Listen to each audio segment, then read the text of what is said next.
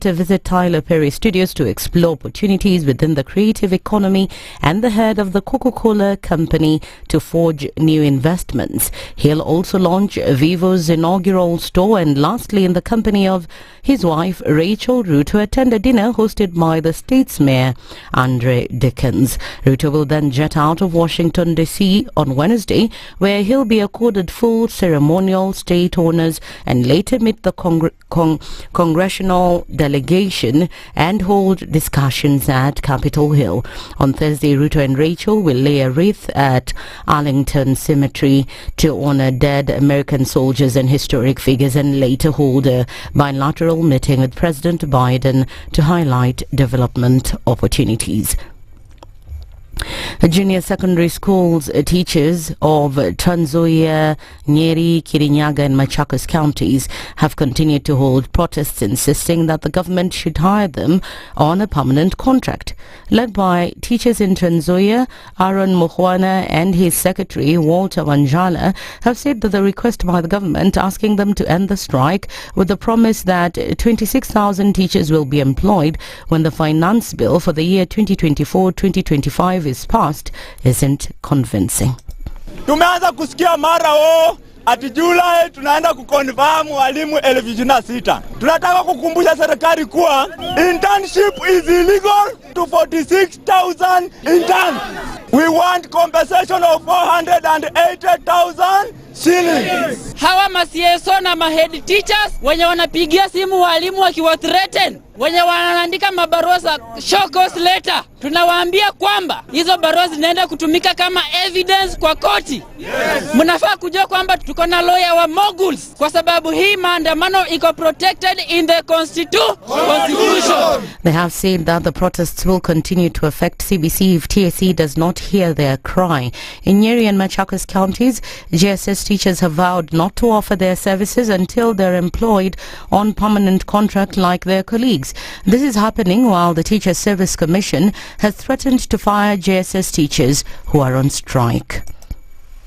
Let me tell you parents, there is no learning take place in GSS. Everybody is out, Mr. President. As long as you turn a deaf ear to us, I want to assure you today that you will not be a president come 2027. The Teacher Service Commission think that just teachers must wait to be confirmed. Then CBC must wait. Then just learners must wait to get quality teaching and learning. Teacher Service Commission started this war. As GSS teachers, we are prepared. We are ready to fight in this war. CBC must die. The National Authority for the Campaign Against Alcohol and Drug Abuse, NACADA, has ordered the removal of billboards promoting alcoholic drinks near schools. NACADA says exposing learners to the outdoor advertising around their schools could drive them into alcohol abuse. That's the Newswire. I'm Leah Ubaga.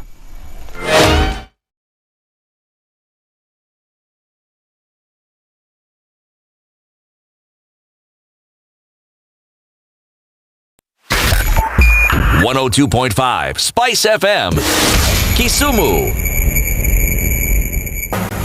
The following takes place from 6 a.m. to 10 a.m. every weekday on SpiceFM. If we just gloss over issues and hope that time heals, then we might find that in generations to come, we might be back at the same situation. And the whole thing is born of stolen elections. Spice. When it comes to the decisions you make, you must be independent. There's no way you can allow one institution to dictate to you how you're going to conduct your operations, how you're going to decide cases. It's a no.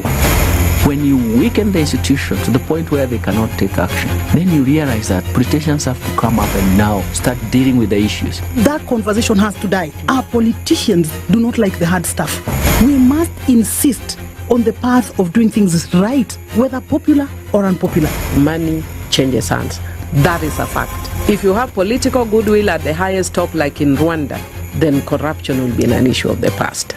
If you don't have political goodwill at the top, we will pass laws, we will amend laws, we will continue passing laws and re-amending laws, and nothing will happen. This is the Situation Room, the only way to start your day. If a lion shows you its teeth, it doesn't mean it likes you. it doesn't mean it likes you. It wants tax.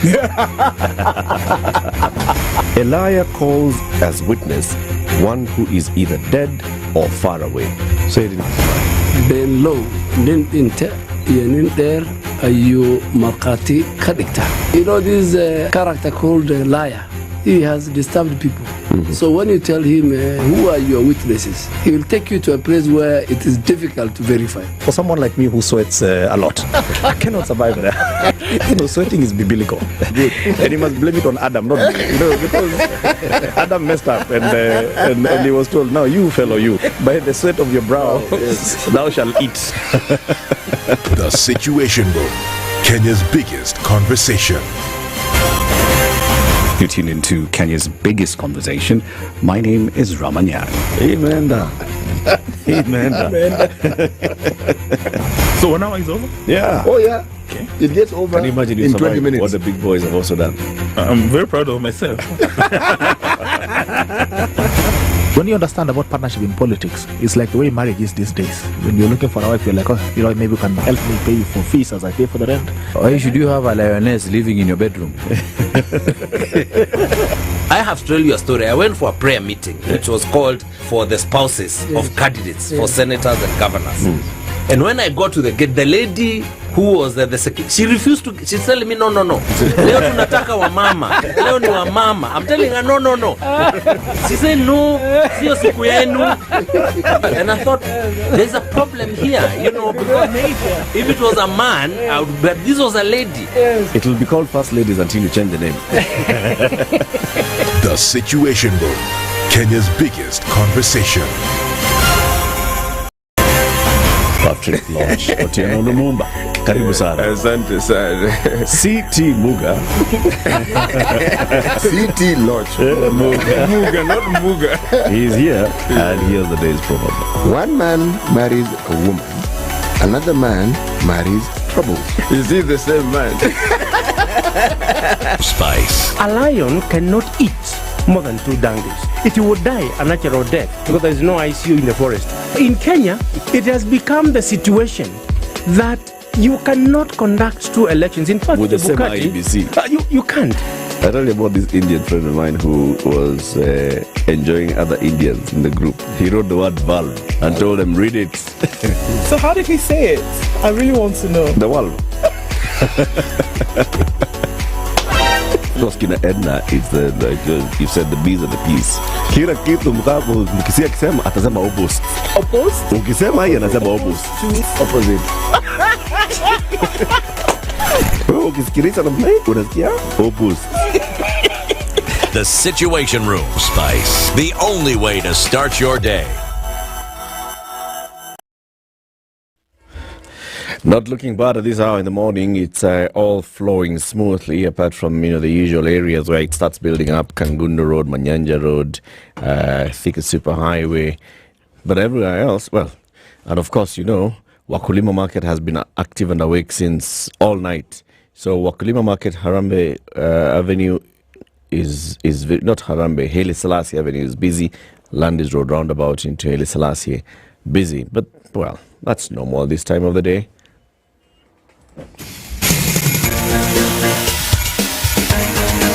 This is The Situation Room, the home of hard-hitting political commentary and penetrating insights about the state of the nation. This is a talk radio experience like no other. The Situation Room, a place for hard truths, debates, and elevated conversations. The Situation Room, witty, political, engaging, deep, controversial. In the room, we have C.T. Muga, researcher, academic, seasoned political observer, a fountain of wisdom in these politically uncertain times. Ndu Okoh, Nigerian by birth, Kenyan by choice, communications expert, Pan-Africanist, a truth seeker and believer in people power, and Eric Latiff, agent provocateur, the man in the chair, seasoned journalist, news hound, a man who believes in punching up, not down.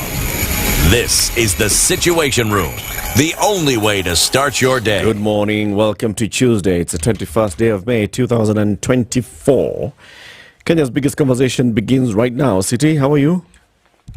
I am very well. Uh-huh. Thank you, Eric. Good to see you, man. Santa Sana.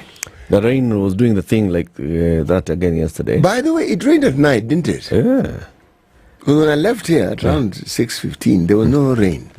No, in fact, it was pleasant.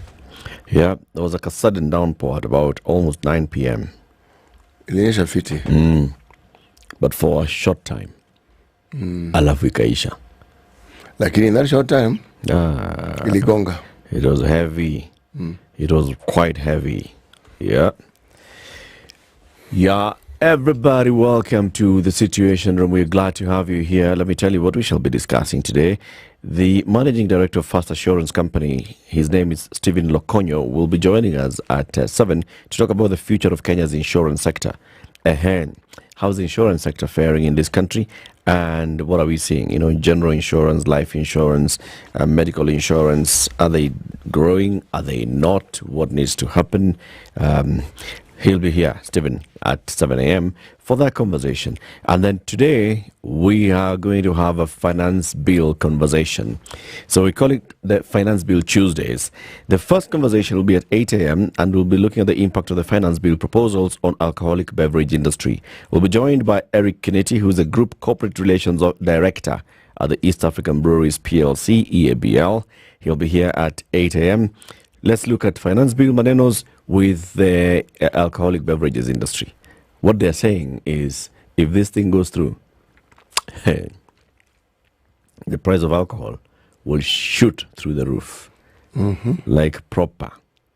And then let's talk about the SMEs. So, of course, EABL and others are big. Now, let's talk about SMEs. SMEs and the finance bill, the hustler's perspective. We'll be joined by Kiplimo Kigen. Kiplimo is the head of policy research and advocacy at the Kenya National Chamber of Commerce and Industry, and he'll come at 9 a.m. So we can then look at what measures and proposals are contained in the finance bill that would either benefit or be disadvantageous to small businesses. For example, that one of eTIM's penalty of 2 million shillings a month. Now you're like a micro enterprise, your entire annual revenues are 2 million shillings. Then you're slapped with a fine of 2 million shillings a month. What do you need to do to earn that particular reward? What do you need to do to earn that particular reward? You need just to not comply with eTIMs. That's it. If you just don't comply with eTIMs, penalty, fine 2 million. So let's take the view, which is simpler, to look for the 2 million shillings or to comply? To comply with everything, Exactly. So if you don't know how to comply, then find out how to comply. And by all means, comply. Haraka. Quickly, faster. Okay. So that is what we shall be discussing today.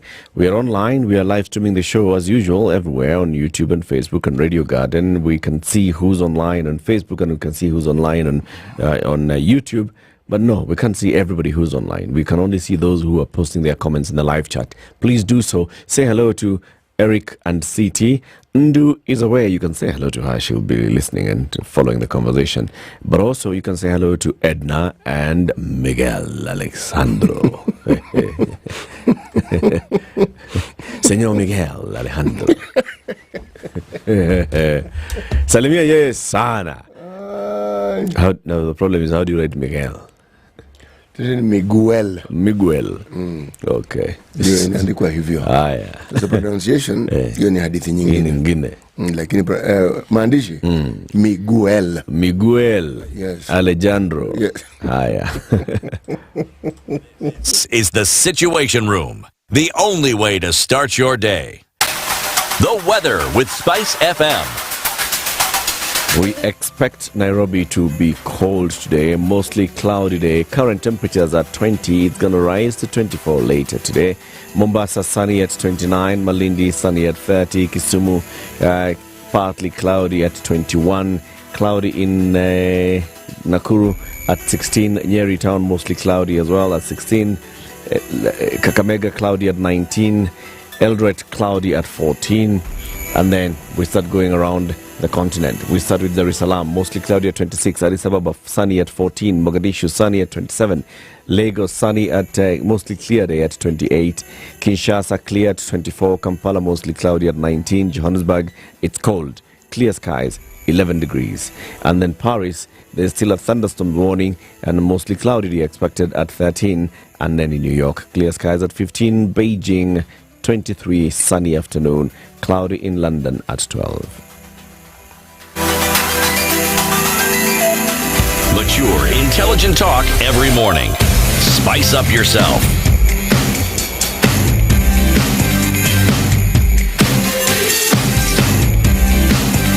Mornings done right. 94.4 Spice FM, Nairobi. Salamu nyingi sana zimfikie baba na mama akiwa pale, I don't know where.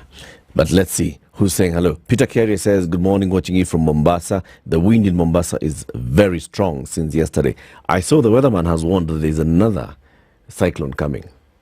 This one is called Yaya. You know, this rain isn't over. This thought that the little hiatus we had marked the end of the rains, not yet.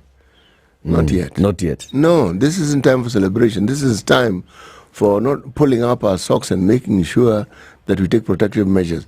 What do you think the planet Earth is telling you when you find that Rift Valley is recreating itself in Nakuru? It's telling you the Earth is ending. The world is ending. No, the world is not ending at all. It's just that the Rift Valley is a fault. And the thing with the faults is that they never stop being faults. No, not really. So it's a faulty valley. Yes, and then when we tinker with it, we... Take it out. Okay. Peter says it's been very, very cold in Mombasa. Jimmy Gakio, good morning. Team Spice. Robert Bogo, good morning. Also in Mombasa. Jimmy Munuthi, good morning. Spice FM, glad I make it on time. Livingston Sunday, good morning. Joe Mungai. My free advice to teacher interns, although I'm wishing you the very best, your ducks are not yet very well set. Their ducks are not in a row. All right. Okay. That's something to think about for the teachers. Dennis Hamisi, good morning. Dallas in the house, good morning. City and Eric, that's Stella S. Lamek Otieno, good morning from Athi River. Sir George Gashuri, good morning. Private jets, Mullah ain't a thing to the KK government. Okay. Evans Nyangano, good morning. One thing I know, this finance bill 2024, what a petition too.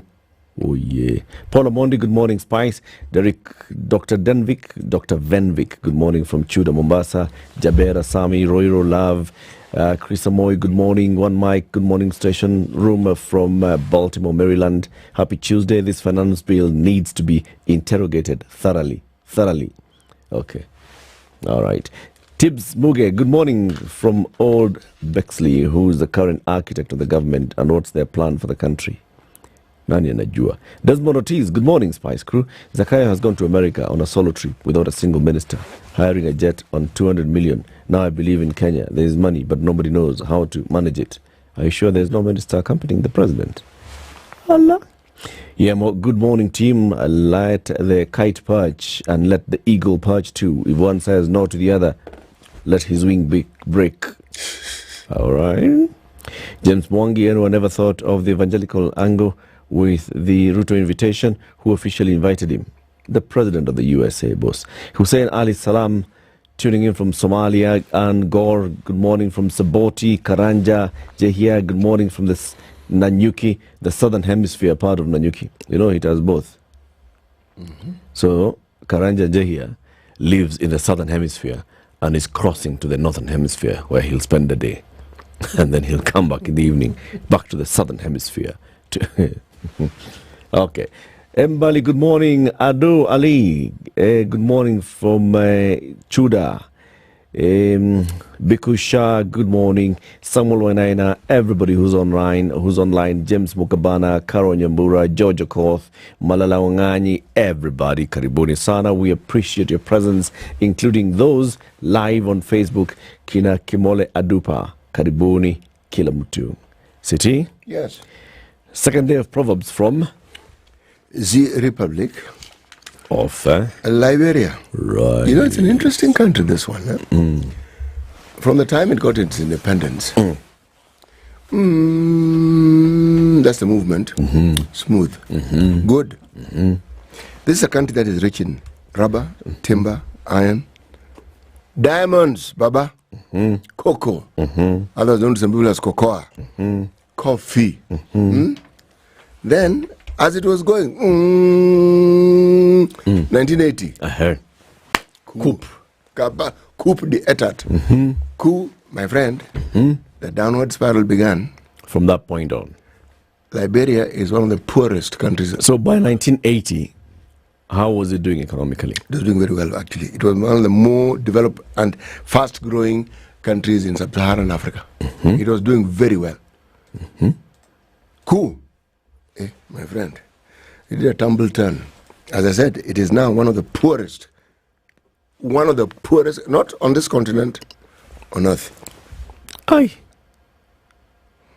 One twist, and suddenly, right now, the leadership that is there is trying to sort of like build things up, but it is always so difficult. There are issues upon issues. Yes, there are. Civil strife. Yes. There was a civil war that ran for many years. Yes. Right? Yes. Wow. And the sort of atrocities that one saw coming out of that country. But at least in the last couple of years, how many? Like more than a decade. Yes, there it's has been some stable. semblance of stability. It's been stable. Even slightly more than a decade. There's been some semblance of stability. And they even did the new constitution. Yes, they're at least beginning to find their feet. Our very own Nakuru Okoh, by the way, was involved in the drafting of the Liberia constitution. Yes, he mentioned it to us here. He did. Well, he does understand something about constitution making, doesn't he? Yeah. Right. Yeah. Anyway, during a heavy downpour, your bucket did not get filled. Do you expect the dew to fill it? Yeah. It's a factor of time. Yes, it is. During a heavy downpour, your bucket did not get filled. Do you expect the dew to fill it? Yes. Okay. That's a good question. That's a good question. It is. That's a good question. Be realistic. That is exactly the point. Yeah. Understand your circumstances. Completely. Yes, please. The National Treasury should hear this. Yes, even as they keep coming up with this raft of ideas to get us to do this and the other and to pay this and the other. The one thing, though, that certainly happens is a lot of debate is created. Seriously, Yeah. Even those who thought they didn't want to talk. Yeah. They will talk. Yeah. There is a lot to be said. Mambo mengi. Okay, let us look at the headlines. We have the Standard with us. We're going to get the others shortly, and we'll also look at them. Hopefully they come in good time. So, in the Standard this morning, U.S. visit, the joy and comfort of flying the Hustler jet. So the Standard has done a 2-page spread on the plane that took the president from Nairobi JKIA to America. And it will be taking him from Atlanta to Washington, D.C., to blah, blah, blah, all the places that he'll go. And then bring him back here, him and his team. It's nice. Nice ndege. Nice ndege. Basically, it was a chartered flight. Yes. Okay? It wasn't at your KQ, and Africa, New York, alafu uingia train. Hapana kuharibu route. Kuna wananchi wamelipa pesa kwenda New York, wacha waende New York. Tafadhali. Wewe ingia ndege yako. Wewe ingia ndege yako. Wende. Na please. Enjoy on my behalf. Very good. SA court bans Zuma from the next election. This, yani Zuma, Okay. They have an analysis on the English Premier League. 10 games that decided the EPL title race. All right, other headlines. Yesterday, the National Treasury released the Economic Survey 2024. Which says the economy is looking all rosy except money in Mwananchi pockets. So, for example, the economic survey released yesterday shows the economy of Kenya grew by 5.6% in 2023 compared to 4.9% in 2022. Unaona, economy in a grow. Okay? Agriculture, forestry and fishing were the major contributors to the gross domestic product. Agriculture, forestry and fishing contributed 6.5%. We had 9.3% coming from ICT. We had 6.2% from transport and storage. Electricity supply, 2.9%. Construction sector contributed 3%. Manufacturing, which is one of the key pillars of this administration, grew by 2%. The goal is to grow to 15 by 2030. Yeah? It was at 7%. It grew by 2%. Yeah? Higher. The big headline, bang in the middle of the paper, in the Standard this morning. Gachagua allies to oppose Ruto tax proposals. The Mount Kenya MPs say their first rebellious act against the president will be to amend the finance bill that the government intends to use to collect taxes that will fund its operations. I want to see this. I really wish to see this happen. We'll look at this story and see what exactly they're talking about. Yes, we will. All right. Then they have some international news. One is what next for Iranians after the death of their president, Ibrahim Raisi. And nationally, remember there's the Pakistani journalist who was in Kenya. Yes. And he was murdered in Kenya. His name was Arshad Sharif. Some mysterious shooting. GSUs, do you come out? It was a long story. Cars stolen, Yeah. There's a new plot twist to this story. According to the Independent Policing Oversight Authority, some documents that have now been tabled in court, conversations, correspondence between IPOA and the ODPP, there were some Americans who were at that place that this guy had spent the day. There were some Americans. And after he died, the following day, the Americans left the country. And the Americans had been in the country training our police officers. The guy was killed by police officers. What's the connection? Is there any? This drama here, my friend. Where? If you read the continuum of this story, you will find that what you were told at some point happened and what you're being told happened now may not necessarily be the same thing. This story is just evolving. It's evolving, but we will keep up with evolution. Did he die on that day? Did he die on a different day? Yep. Was he shot by the police? GSU, who just said them, they just shot at the car. Okay. They were not shooting him. No. Why would they shoot him? He refused to stop. Actually, let's look at that story. Let's do that. Documents filed in court by the IPOA indicate that the 6 Americans were invited by the U.S. State Embassy in Nairobi and they left shortly after the incident. Investigators indicated that they were not in Amodumo. So this guy was at a place called the Amodumo Ranch in Kajiado. But a day after the guy was shot, Sharif was shot, the Americans were not there. IPOA, in its exchange with the Director of Public Prosecution, said they were seeking to know from the embassy why there were no statements from the 6, what they had gone to do in the property, and records of their activities.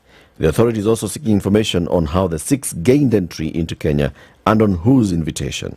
IPOA said the U.S. Embassy had confirmed that the 6 had conducted training courses for the Kenya Police in October 2022. Okay? This guy died on October 23rd, 2022. It stated that a similar letter to the embassy was written to the Inspector General of Police, who is yet to reply. The correspondence between IPOA and the DPP are contained in a case filed by Sharif's widow, Javera Siddiq, Kenya Union of Journalists, and the Kenya Correspondents Association, who accuse IPOA, DPP, Inspector General of Police, the National Police Service Commission of failing to charge the officers who killed the deceased. The 50-year-old journalist died of gunshot wounds in October 2022. Officers from the GSU camp in Magadi are said to have shot at the vehicle that the journalist was traveling in after the driver allegedly defied orders to stop. The then police spokesman, Bruno Shioso, said the GSU officers had been informed by their counterparts in Nairobi that a car with similar registration details to the one that Sharif was driving was reported stolen in Nairobi. IPOA's report in court indicates a different story. Jeez. This one. My friend, the plot thickens, as they say. Yeah. But we will hear more of this. We will. We will hear more of this, yes. We will. Let's see what more we get. Miguel, have the newspapers been brought? Badu? Okay. Let's take a break, take a look at the traffic, and then we'll look at these stories in detail. It's 6:30. This is Kenya's biggest conversation. It's a Situation Room. It's Eric Latiff and CT Muga today.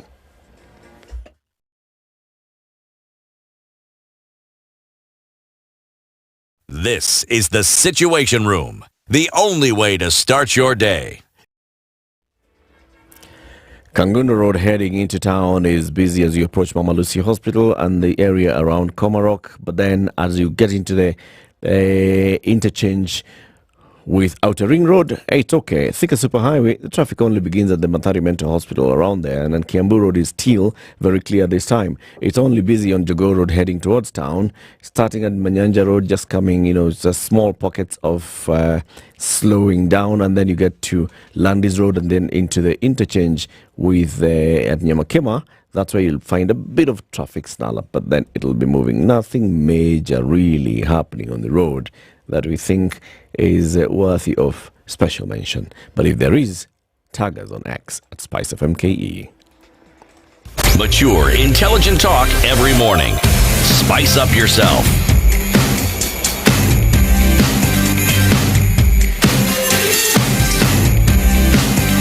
Mornings done right.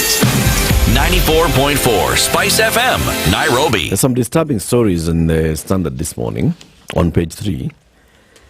Let me read the 3 headlines. One headline, pedophile jailed for 100 years after appeal flops. That's one story. Another story, man in court for sexually abusing a 15-year-old girl. The third story, father in custody for burying his daughter secretly. Those are really disturbing stuff. What is happening?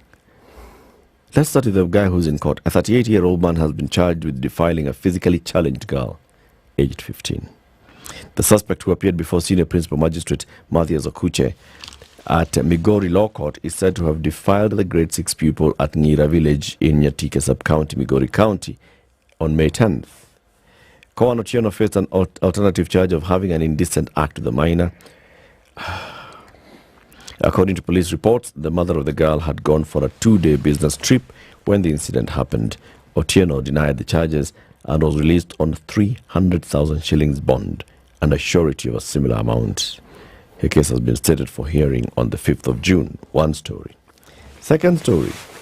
Police in Suba Sub-County are holding a 37-year-old man over claims of secretly burying his daughter. The man allegedly buried his 5-year-old daughter in Nyaburu village, Gwasi Central location in Suba. He allegedly buried the daughter without notifying local administration officials, police or neighbors. According to the area chief, Winnie Boit, the girl died on Thursday night. The man immediately buried her. The neighbors became suspicious after discovering that the girl was missing, but her father looked unbothered.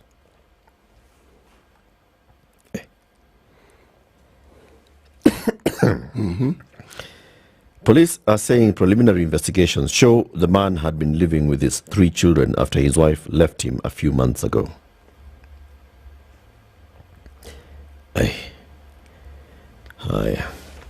Third story. It's just sad. Let me just finish the third one. Please. Then we look at them. A judge in Nakuru has ordered a man accused of defiling 3 minors and indecently assaulting 2 others to start serving a 320-year jail sentence after his appeal was dismissed. Justice Samuel Mohochi, sitting at the High Court in Nakuru, directed that David Karega, who was sentenced by a lower court to serve 100 years in jail for each of the 3 counts of defilement and 10 years each for 2 counts of indecent act, begins the sentence. Justice Mohochi ruled that he was unpersuaded the Karega's grounds about harsh sentencing, saying the court cannot hear an appeal on the severity of a sentence. So this guy had been sentenced by a lower court, 100 years for those defilements and then 10 years each for counts of indecent act. He appealed saying, "Ai bwana, it's too stiff a penalty." Applying the legal provision, the sentence imposed by the trial was not illegal. This is because the 100 years imprisonment each in the first 3 counts and 10 years on the 4th and 5th counts to be served concurrently is the lesser severe sentence from life imprisonment.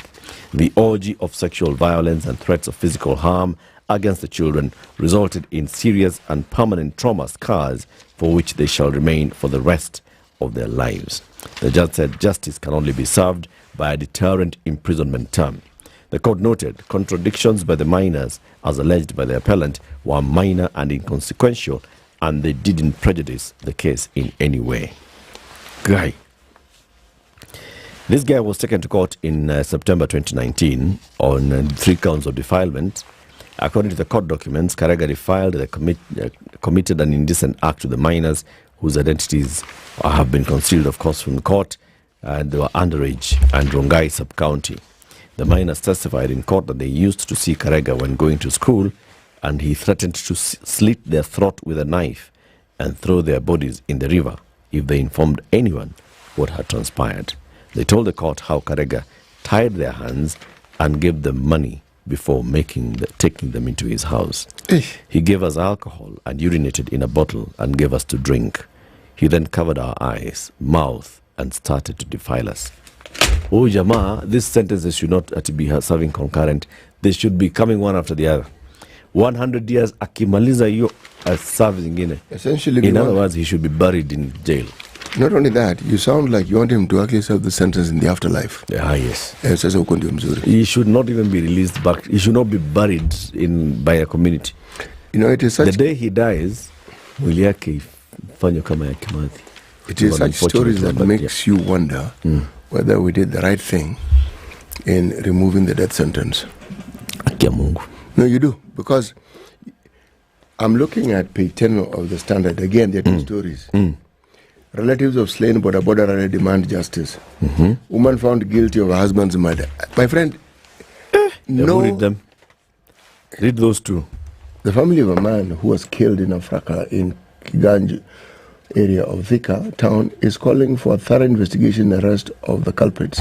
David Nduati, 26, lost his life when two factions clashed at an event to launch construction of the Kiganjo market. Supporters of Thika MP Alice Nganga and Kamenu Ward MCA Peter Mburu faced off over the construction of the market, and both leaders claimed credit for the project. Speaking on Sunday, the house of his late brother, Harrison Ndirangu, said they were together with Nduati at the market site on the fateful day. According to Ndirangu, they were constructing stalls when Nganga and her supporters stormed the market before a confrontation ensued. He recalled a cold chilling running down his spine when gunshots rent the air, adding that he was worried about his brother's safety. Unfortunately, after the calm was restored, his brother lay dead in a pool of blood. That's the thing. And this person was not stabbed. He didn't fall in a stampede. This person was shot. Yes. Somebody armed in that crowd actually opened fire directly and hit someone. And this guy died. Second story, woman found guilty of her husband's murder. The High Court at Eldoret found a 32-year-old woman guilty of the brutal murder of her husband, who was a newspaper vendor in Eldoret town. This one is a very gory one. Go on. This one is sad. The court ruled that Melissa Muhinda killed Geoffrey Matenje 6 years ago at Kamkunji Estate in the outskirts of Eldoret town, Wasingishu County. The mother of two was found guilty of murder alongside her co-accused, Ekitui Amatuka, a boda operator. While delivering the judgment, Justice Ruben Jakundi said that the prosecution had proved beyond reasonable doubt that the duo were involved in the murder of the newspaper vendor who operated outside the Moi Teaching and Referral Hospital in Eldoret. Overwhelming evidence by the prosecution witnesses, including the mobile phone you were using on the material day, places you at the scene of the crime, said Justice Jakundi. Every single day. There is no day that goes by without us reading a horror story about either defilement or murder or something equally bizarre. And this one is just, the story here is that this woman is alleged to have murdered the husband. Well, now she's been found guilty. Murdered the husband and then chopped him up into bits. Yes. And put him in a gunia. Yes. And give the boda guy to go and throw away the body. Yes. In parts. Yes. So blood was basically sipping and oozing out of the gunia. And that's when people saw, and they were like, hey, where? What are you carrying? Checking, they find bits and pieces of human being. Now the further story emerges later that actually the boda guy and this woman were having an affair. Doesn't it always transpire that way? Yeah. So you killed somebody, and how do you even get to that point of starting to saw off and chop off parts? Mkono kando, mkono ingine kando, mguu kando, kichwa, you decapitate. It's bizarre, isn't it? Yeah. It's crazy.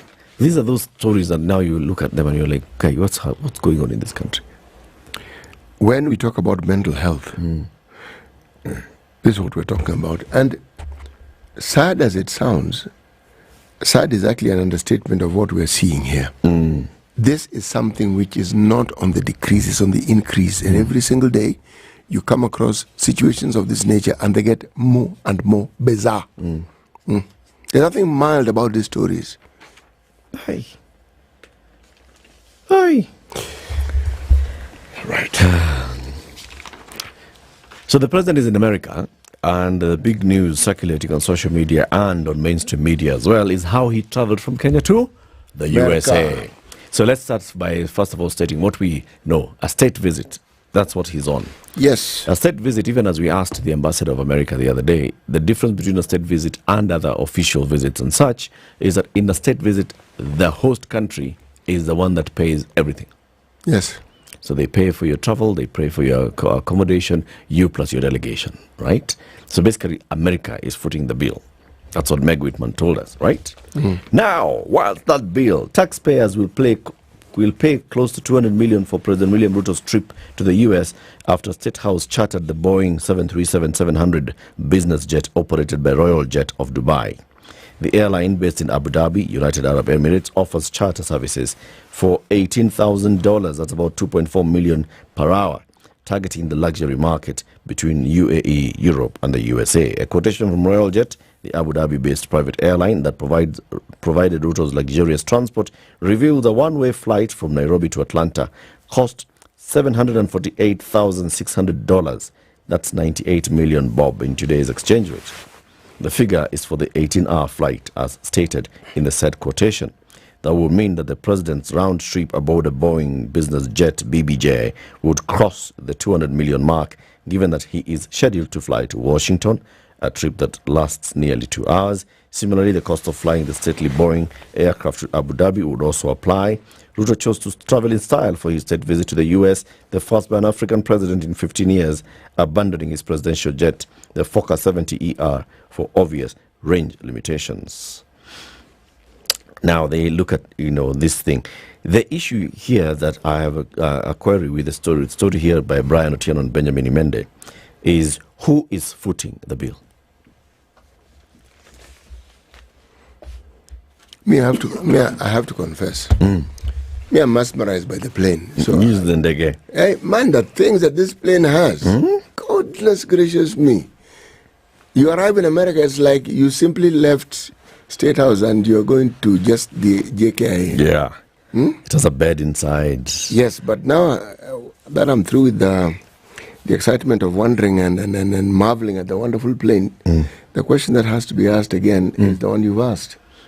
Who is footing the bill? And I think unless there's something extra that comes out of a story that shows that money expenditure has happened from the National Treasury, it's a state visit. It's on the invitation of the President of the USA. It is. And it's the President of the USA who has invited you, and they're footing the bill. When they say footing the bill, does it mean they also foot the bill for your Uber? In this case, it's a Boeing Uber. Like a BBJ. Yes. Yeah. It's your arrival to America, your stay in America, and your return back to your country. It's a good thing, this state visit. State visit, Panambaya. No, it's very good. Yeah. Come visit America. Come visit America in style. Yeah. But you see, the significance of this visit must not be understated. This is the first visit after, 15, 16 years? What does that tell you? It's huge. Because, man, they've rolled out the red carpet here. Yep. Okay? And look at how they've look at how they planned it. First of all, we go to Atlanta, Georgia. Yeah. Okoh. Okay? Now, we know the industries that are there. It's like the tech world moved there. Many things moved there. Yeah. Okay? But not alone. I was listening to the itinerary. Okay? The places he's going to visit. My friend, the places he's going to speak, that thing has been planned meticulously. Yes. And then the guy landed like this, and he was already starting his meetings. Yes, he was. But by this early this morning, Kenya time, the president had already done like 4 meetings. Yes. 4 engagements. He arrived Nothing at you, freshen up. Si ulikuwa kwa ndege na iko na kila kitu. Iko na kila kitu. Uko na shower, umeoga. Hata umecheki. He left here in jeans, he arrived there in a suit. We saw. Kwanza alikuwa amevaa raba. Akienda. Na hoodie. Yes. Tuliona. Akifika huko, suit. Bwana. The thing is, at the end of this state visit, it's a 5-day visit. Yep. The question will be, yes, we have seen the pomp.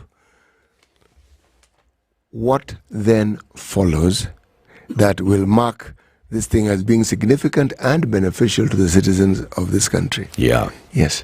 Question is, how soon do we start seeing, the benefits of this? Maybe the first thing would be what is anticipated, the announcement of the extension of AGOA. Probably, right?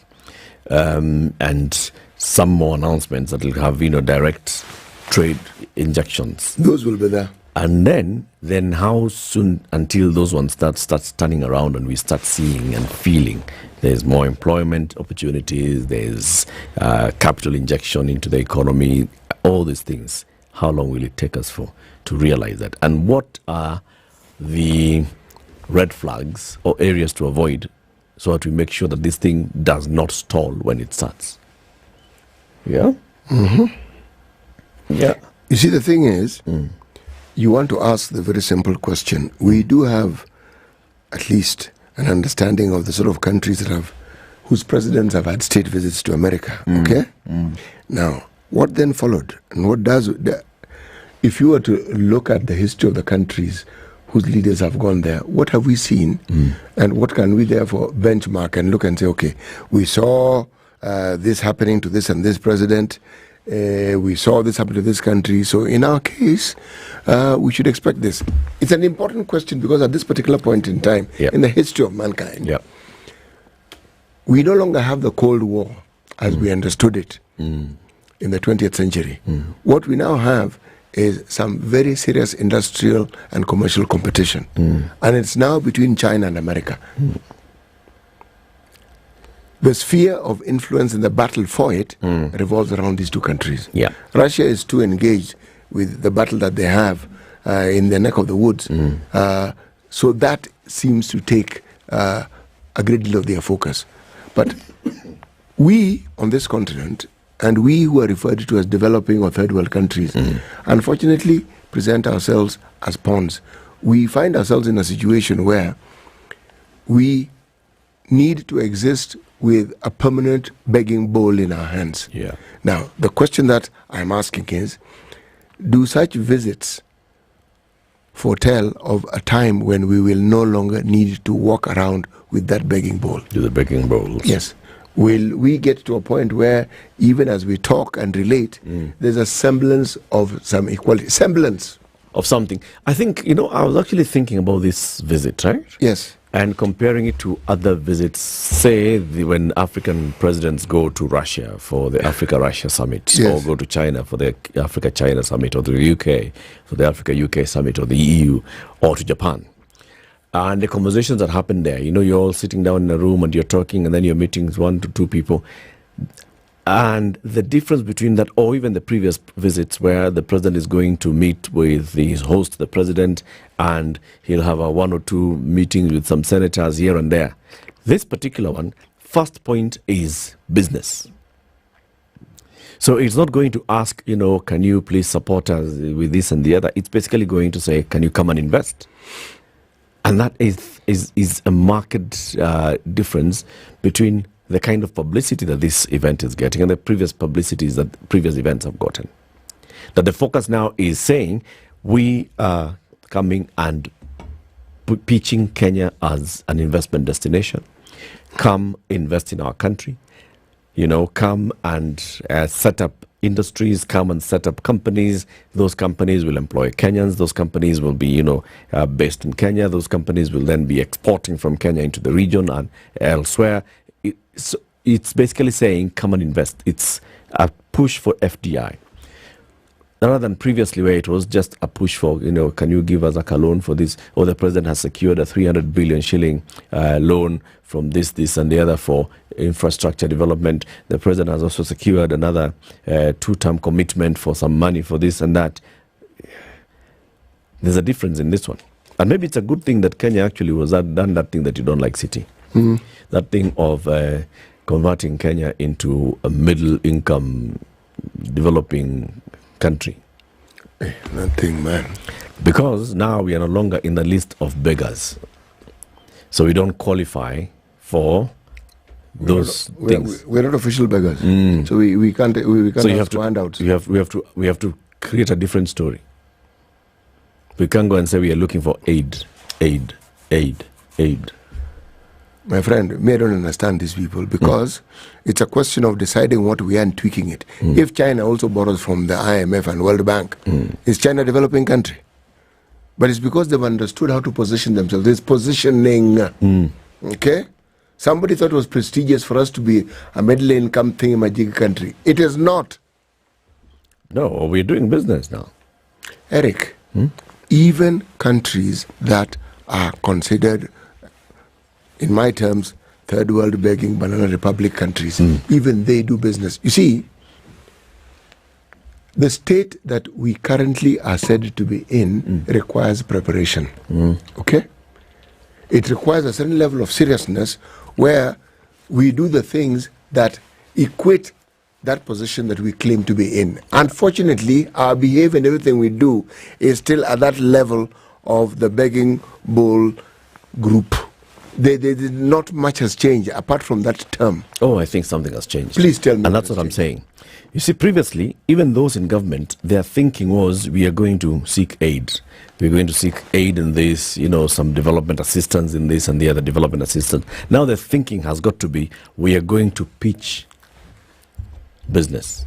We are going to pitch. You don't go into China and saying, please China, situsaidia pesa kidogo, grant this, grant that. You're going to China and saying, I want to develop a railway. You can give me a loan. We do the railway, and then I shall pay you in future. And this is how it's working. You're saying to America, I have this investments, come and invest. You're saying to the UK, I've got this and the other. You guys are looking for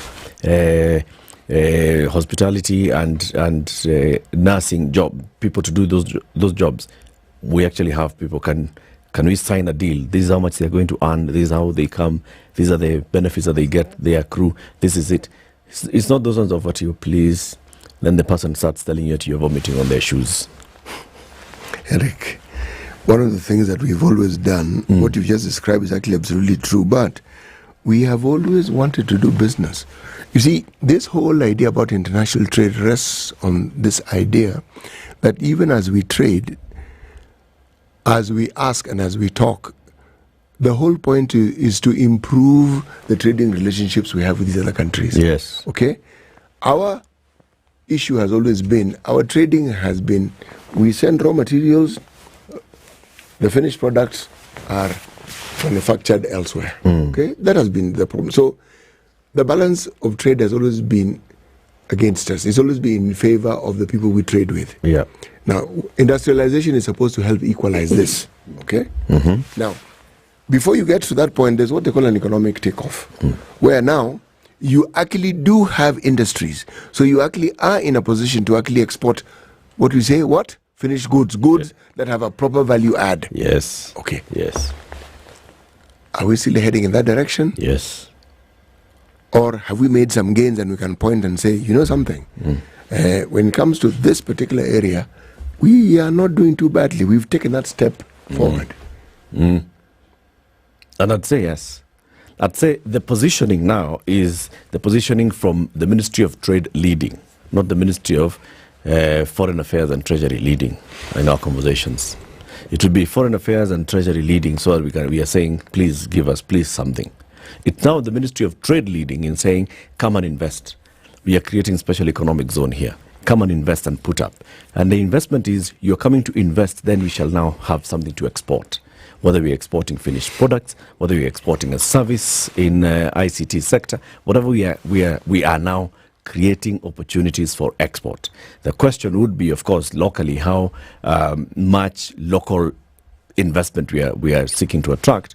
But I think the messaging here is, even what the president was doing in Atlanta yesterday, is meeting business to tell them, come and invest. He's not telling them, please, Mr. Business, give us money to feed our children. I agree with you. I am going to tie my tongue for the time being, and I'm going to take the wait and see approach, because the only way we are able to bargain in the position that you have very eloquently presented is we needed to have had a softer, quieter voice that is talking about the trials and tribulations we have economically, and talking a little louder about the achievements we've made. If I look at Kenya at the moment, we seem to be backtracking. We don't. I'm hearing this story of economic growth. That's okay. Those who churn out these figures, okay, we're growing economically. However, our industries are shutting down. They're not growing in numbers. Okay, commercially, we seem to be having problems. This economy is struggling. Okay, now, if those are the signs of an economy that is growing, then we're definitely growing. Okay, but the direction in which we're growing is a completely different matter. However, there are those who argue that these are the birth pangs, that before a country moves to a point where it takes off economically, there's certain problems that they'll endure. It's a sign that they're grappling with this new idea of growth and moving forward. If that is our case, then our position is not as bad as I'm trying to make it sound. So I'll hold my tongue and I'll adopt that wait and see attitude. At the peak of Kibaki era, when the economy now grew very well. Yes. I think that was around 2008, right? Yes. It went to 7-8%. It rose. Right? And previously it was doing 3%, 4%, and people were seeing so surely what is happening. But now looking back, we always talk about the growth in those Kibaki years. Yes, we do. It was at 4%. 5%. Yes. So now that the economy is growing at 5.6% and not going below 4%, then maybe later we'll see this economy. We'll be looking back 10 years. Maybe we will, but you see the thing is, for the economy to grow, there has to be signs that it is growing. What is it that is happening? It means there needs to be economic activity, and a lot of it, and the vortex, the circulation of it increasing, for you to understand that growth is actually taking place. Okay? And this is an upward spiral, not downward spiral movement. Now, if we talk about growth now, what are we seeing? Researchers such as yourself, those ones who now deal with the economy, have told us 6.5% growth in agriculture, forestry, and fishing, activities that have helped grow the GDP of the country. 9.3% in ICT, activities that have helped to grow the economy by 5.6. There's a lot of economic activity in ICT. There's economic activity in cutting trees and growing avocado in agriculture and fishing, right? There's a lot of activity on transport and storage. You're seeing the development of all these storage hubs. Perhaps I haven't paid enough attention to some of these details, but I will. When you mention ICT, I nod because, yes, that makes perfect sense. But these are the things, let me say I will take a keener interest in them, and then I'll be able to talk from a position of knowledge. But from where I sit right now. I know. I mean, I'm not saying this because perception, I'm just trying to figure out perception versus then the data. What should we be trusting? Trust the numbers, trust the data. Yes. Or you question the data. You trust the data, but you have to analyze it. Now, if the analysis doesn't pan out, then I have to ask, okay, these areas you speak of, point to one so that I can see that, for example, when you say this. Agriculture. And tell me the activity in agriculture that points us in this direction. Okay? We are exporting more avocado. And academia. And macadamia. And tea and coffee. They have grown in exports. No. They have farmers in the coffee areas. I will tell you, okay, so there's a year, is it last year or the year before, that they received the highest payout in a long time. That's growth. Yeah, it's a one-off. It's a one-off. You have to look for something hapana, like in hapana. No, with good reason. Economic growth is not a spurt. It's not something that happens spectacularly. This is exactly. I keep reminding you, opposition leader Uhuru Kenyatta, when Kibaki said the economy is growing, he was like, "Wapi pesa kwa mfuko ya watu?" No, he was right. Later, he was proven wrong. 7 a.m. It's now 7 a.m. Get effective relief from strong pain with Panadol Extra. Panadol. Relief starts here.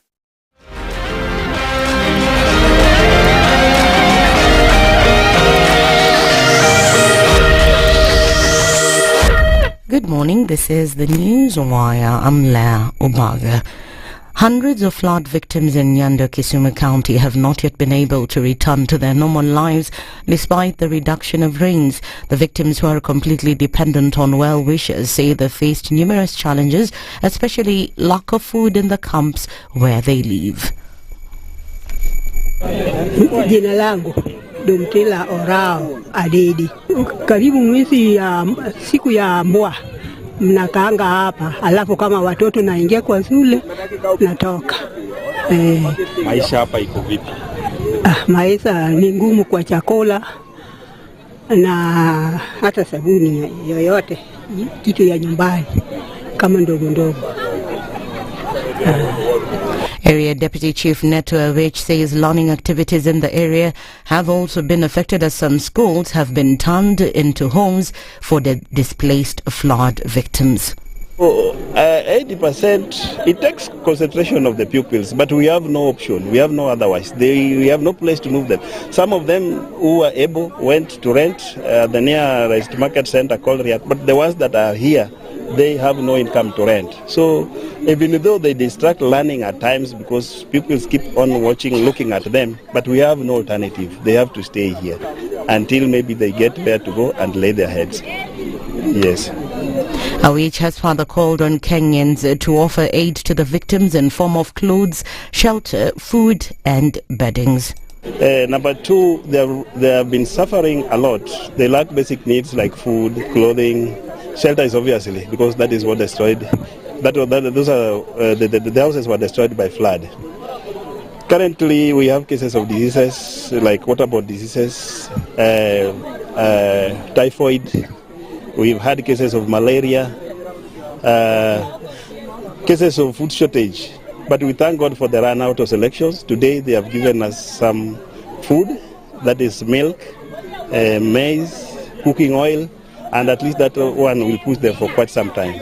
Learning in junior secondary schools in Trans Nzoia, Nyeri, Kirinyaga and Machakos counties has been affected as teachers have downed their tools. They vowed not to return to school until they are issued with a permanent working contract and their salaries are increased. They've termed the government's promise to hire them on permanent contract once the 2024-2025 finance bill is passed as false.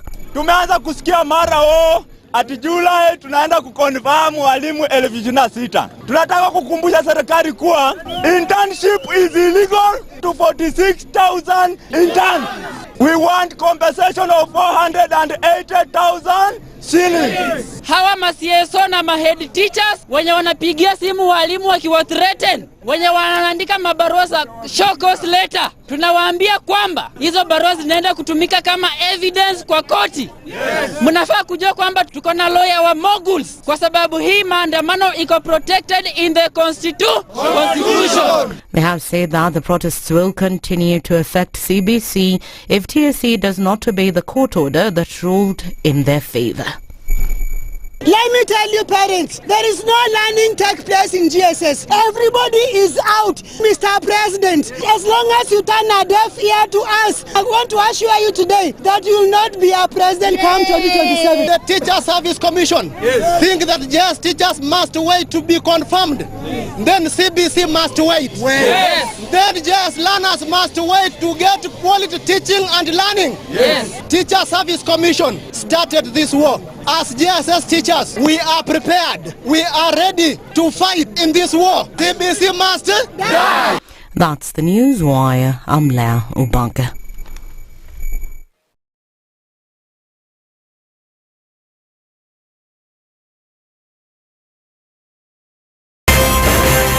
If we just gloss over issues and hope that time heals, then we may find that in generations to come, we might be back at the same situation. And the whole thing is born of stolen elections. Spice. When it comes to the decisions you make, you must be independent. There's no way you can allow one institution to dictate to you how you're going to conduct your operations, how you're going to decide cases. It's a no. When you weaken the institution to the point where they cannot take action, then you realize that politicians have to come up and now start dealing with the issues. That conversation has to die. Our politicians do not like the hard stuff. We must insist on the path of doing things right, whether popular or unpopular. Money changes hands. That is a fact. If you have political goodwill at the highest top, like in Rwanda, then corruption will be an issue of the past. If you don't have political goodwill at the top, we will pass laws, we will amend laws, we will continue passing laws and re-amending laws, and nothing will happen. This is the Situation Room, the only way to start your day. SpiceFM, Nakuru. Peak traffic hour, so let's see what's happening on the roads. Of course, you expect thicker superhighway traffic to be pulling up all the way past Utalii. And so, where is it this morning? It's all the way past Utalii, all right? Okay, my computer has decided to do the thing right now in the morning. Jogoo Road is also starting to build up all the way from Makadara coming towards the City Stadium roundabout onto Landis Road, onto Haile Selassie Avenue. It's also looking Makaratasi for now, but not yet. It'll get even worse as we proceed. And then we have North Airport Road heading towards the City Cabanas junction and interchange. Then it starts building up there as well. Ngong Road coming in towards town. You know, it's busy usually at the intersection with Naivasha Road at the Junction Mall. And then from there, it starts flowing. Langata Road is usually busy at this hour of the morning from Huruha Gardens heading towards Raila Odinga Way. That's at T-Mall Junction. It's doing the same. Let's see how all the roads will be looking like in about half an hour.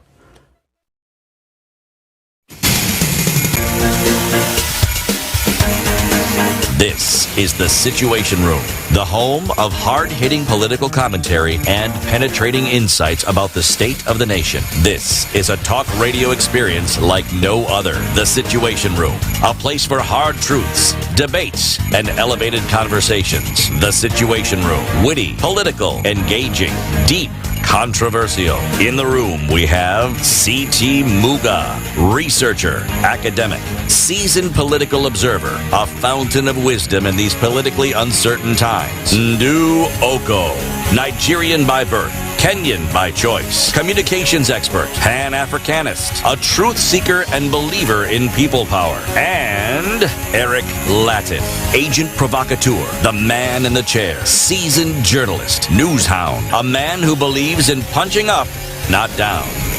This is the Situation Room, the only way to start your day. 8 minutes past 7. This is Kenya's biggest conversation, the Situation Room. Thank you very much for joining us on KTN Home, on SpiceFM, on YouTube, on Facebook, on Radio Garden.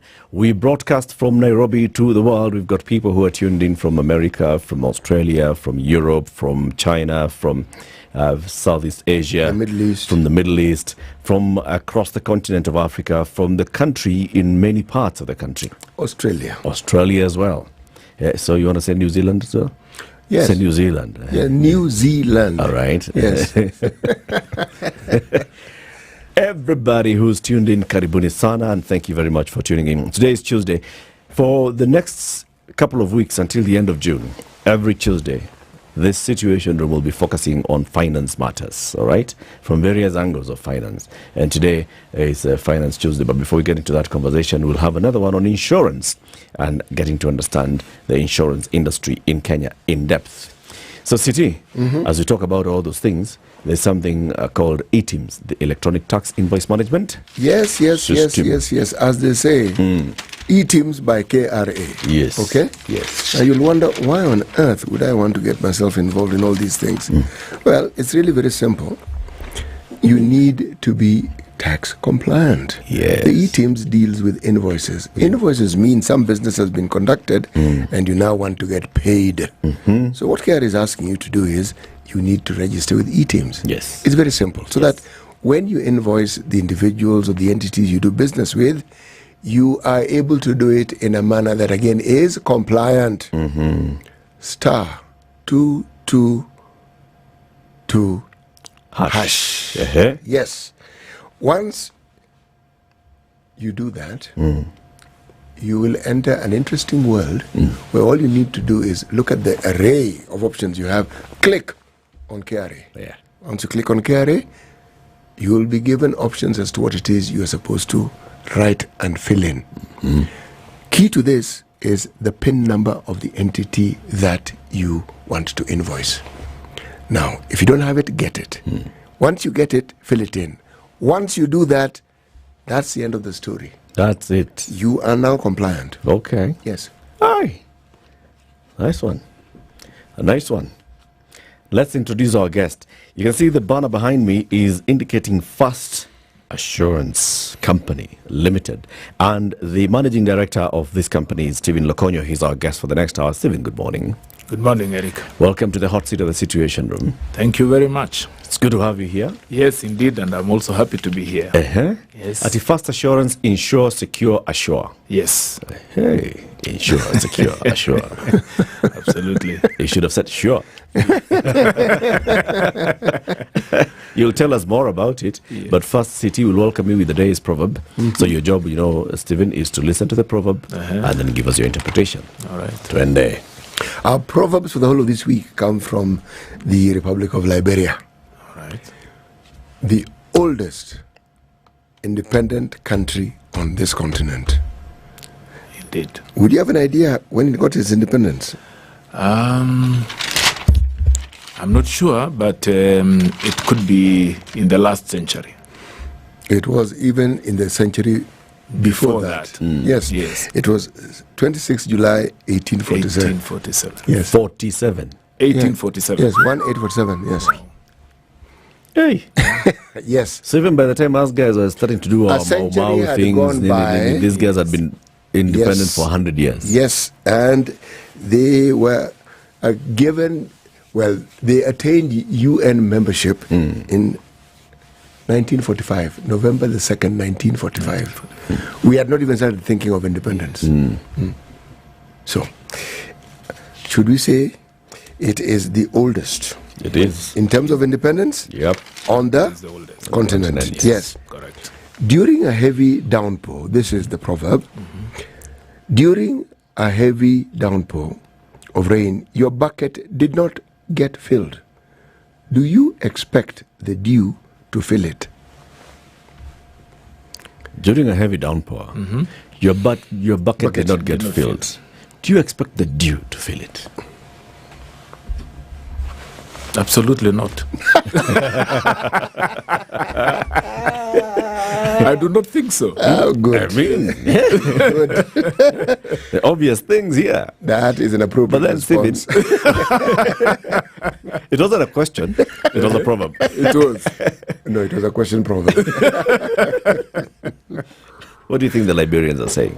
I think the Liberians are saying that you must make hay while the sun shines. That when it is raining or when you have an opportunity for that matter, you must take advantage of that opportunity at that very moment. Because the dew occurs in the early hours of the morning. So if you do not fill up your bucket from the rain, then you cannot expect to do that in the morning using the dew. So you have to be prepared. You have to get to fill up your bucket from the rain itself. That's what I think. It's a lovely one. Good thinking. Yeah. It's a lovely one. Yes. Make hay while the sun shines. Fill your bucket when the rain is raining. Yes. Don't wait for the dew to fill your bucket. Wait for the dew to fill your bucket. Yeah. That's a good one. So tell us about First Assurance. First in what? Yes. So, Eric, First Assurance, we are fast from many fronts. And we are fast in terms of service to our customers. And we are also fast in prioritizing our customers. So for us, everything is fast. We get customers on board. We make sure that they rank fast in terms of the value that we give them, the services we give them. So that is what First Assurance is. But First Assurance is also about the values that we stand for. That this is a financial services company. Insurance is a delicate financial service.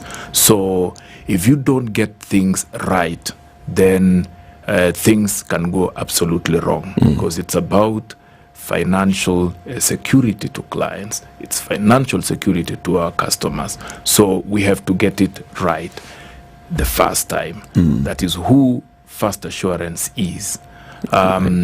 We are a short-term insurer. If I will go just into the detail of what really Fast Assurance is all about. We are a short-term insurer, which means that we give insurance for general classes. So insurance is split into two lines. There is the long-term insurance, which is life insurance, because contracts are issued for a longer period. Most of them it's more than 1 year, maybe 5 years, 10 years. But short-term insurance is done on an annual basis. Okay. So you take a policy with us, you will have that policy for 1 year. It will then come up for renewal. So this is what short-term insurance is. That is what Fast Assurance offers to its customers. How many different products do you have? When you talk about general insurance, it's wide, isn't it? Yes. It's general. It's like City and Sons General Stores. Yes. It sells everything. Yes. Yeah? And car wash. And car wash. Yes. So we have a wide range of products. Obviously, we try to cater for a large spectrum of customers, ranging from retail customers, small businesses, to the large corporates. But we provide products across the range in terms of, assets covers. We provide medical insurance. We provide employees covers. And we provide medical insurance as well. So it's really the broad range of insurance products that ordinarily you would get in a general insurance company. We also have products that are special for the financial sector and for professionals. Yeah. How old is this company? This company, we are almost 100 years old. What? Yes. This company was started in 1930, but at that time as Prudential UK. So we were a local operation of a UK company. But over time, the company has transitioned through various phases. Around 1980 to the 90s, there was localization of insurance ownership in Kenya. That is when Prudential now sold its shares to local shareholders, and that is how we became Fast Assurance. So that was the first transition. So we've been in operation for all that time. Previously, we offered both general insurance and life insurance, but then regulation required that we split the business into separate businesses to offer general and life insurance. So we have a subsidiary or a sister company that does life insurance called Absa Life.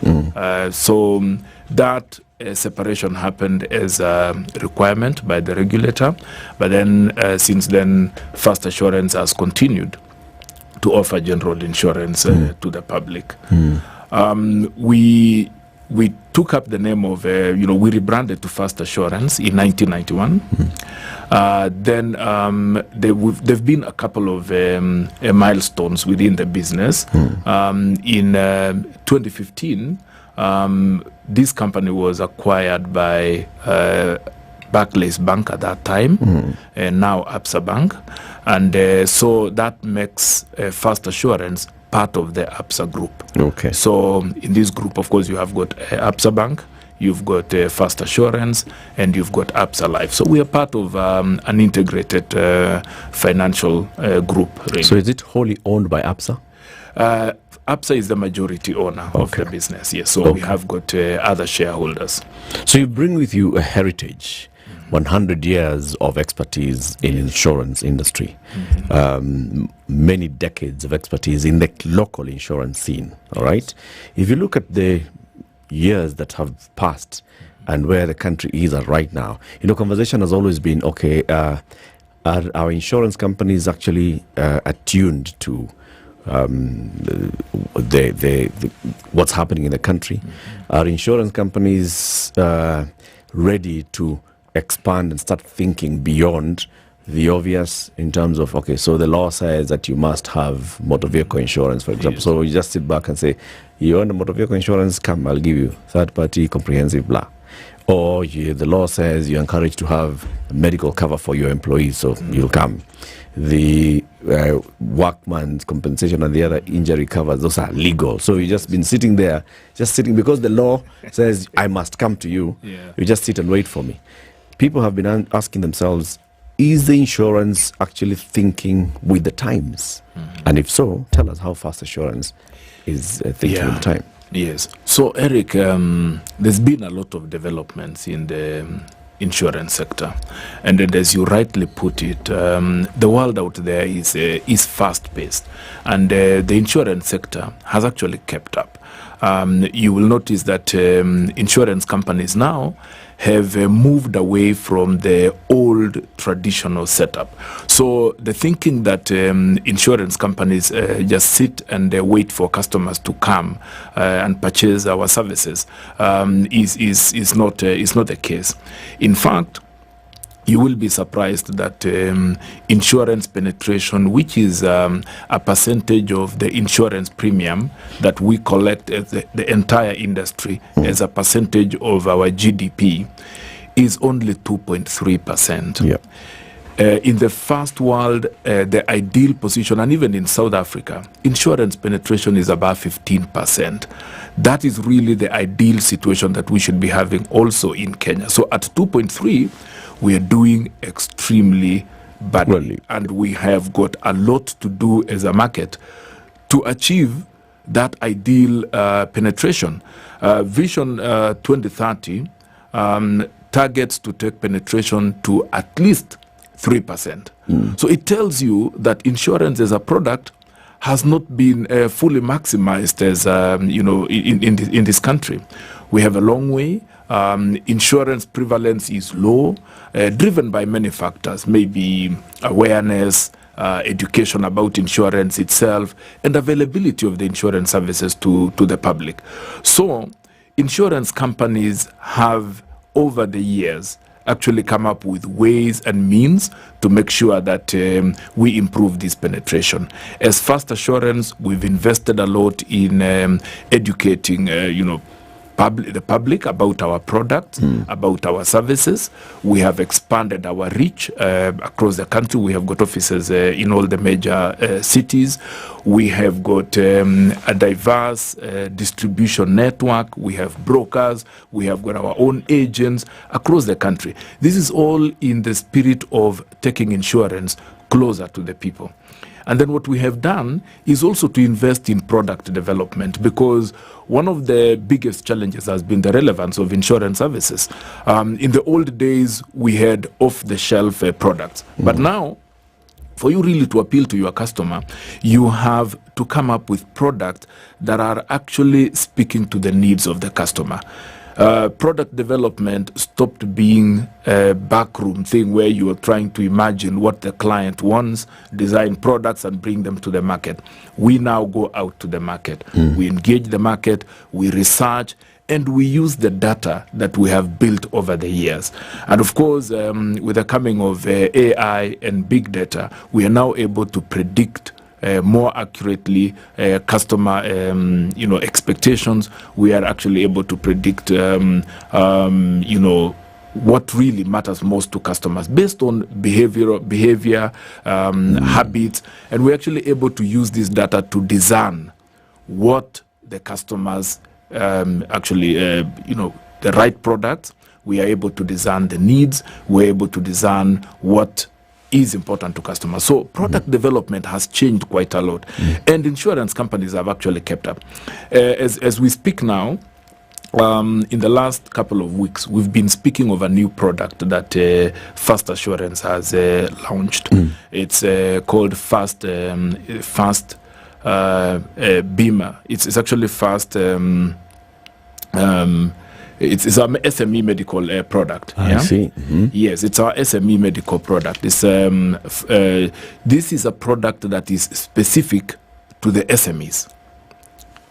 And when you listen to our CS for cooperatives, Honorable Chelugui, he has said many times that over 90% of registered businesses in this country are SMEs.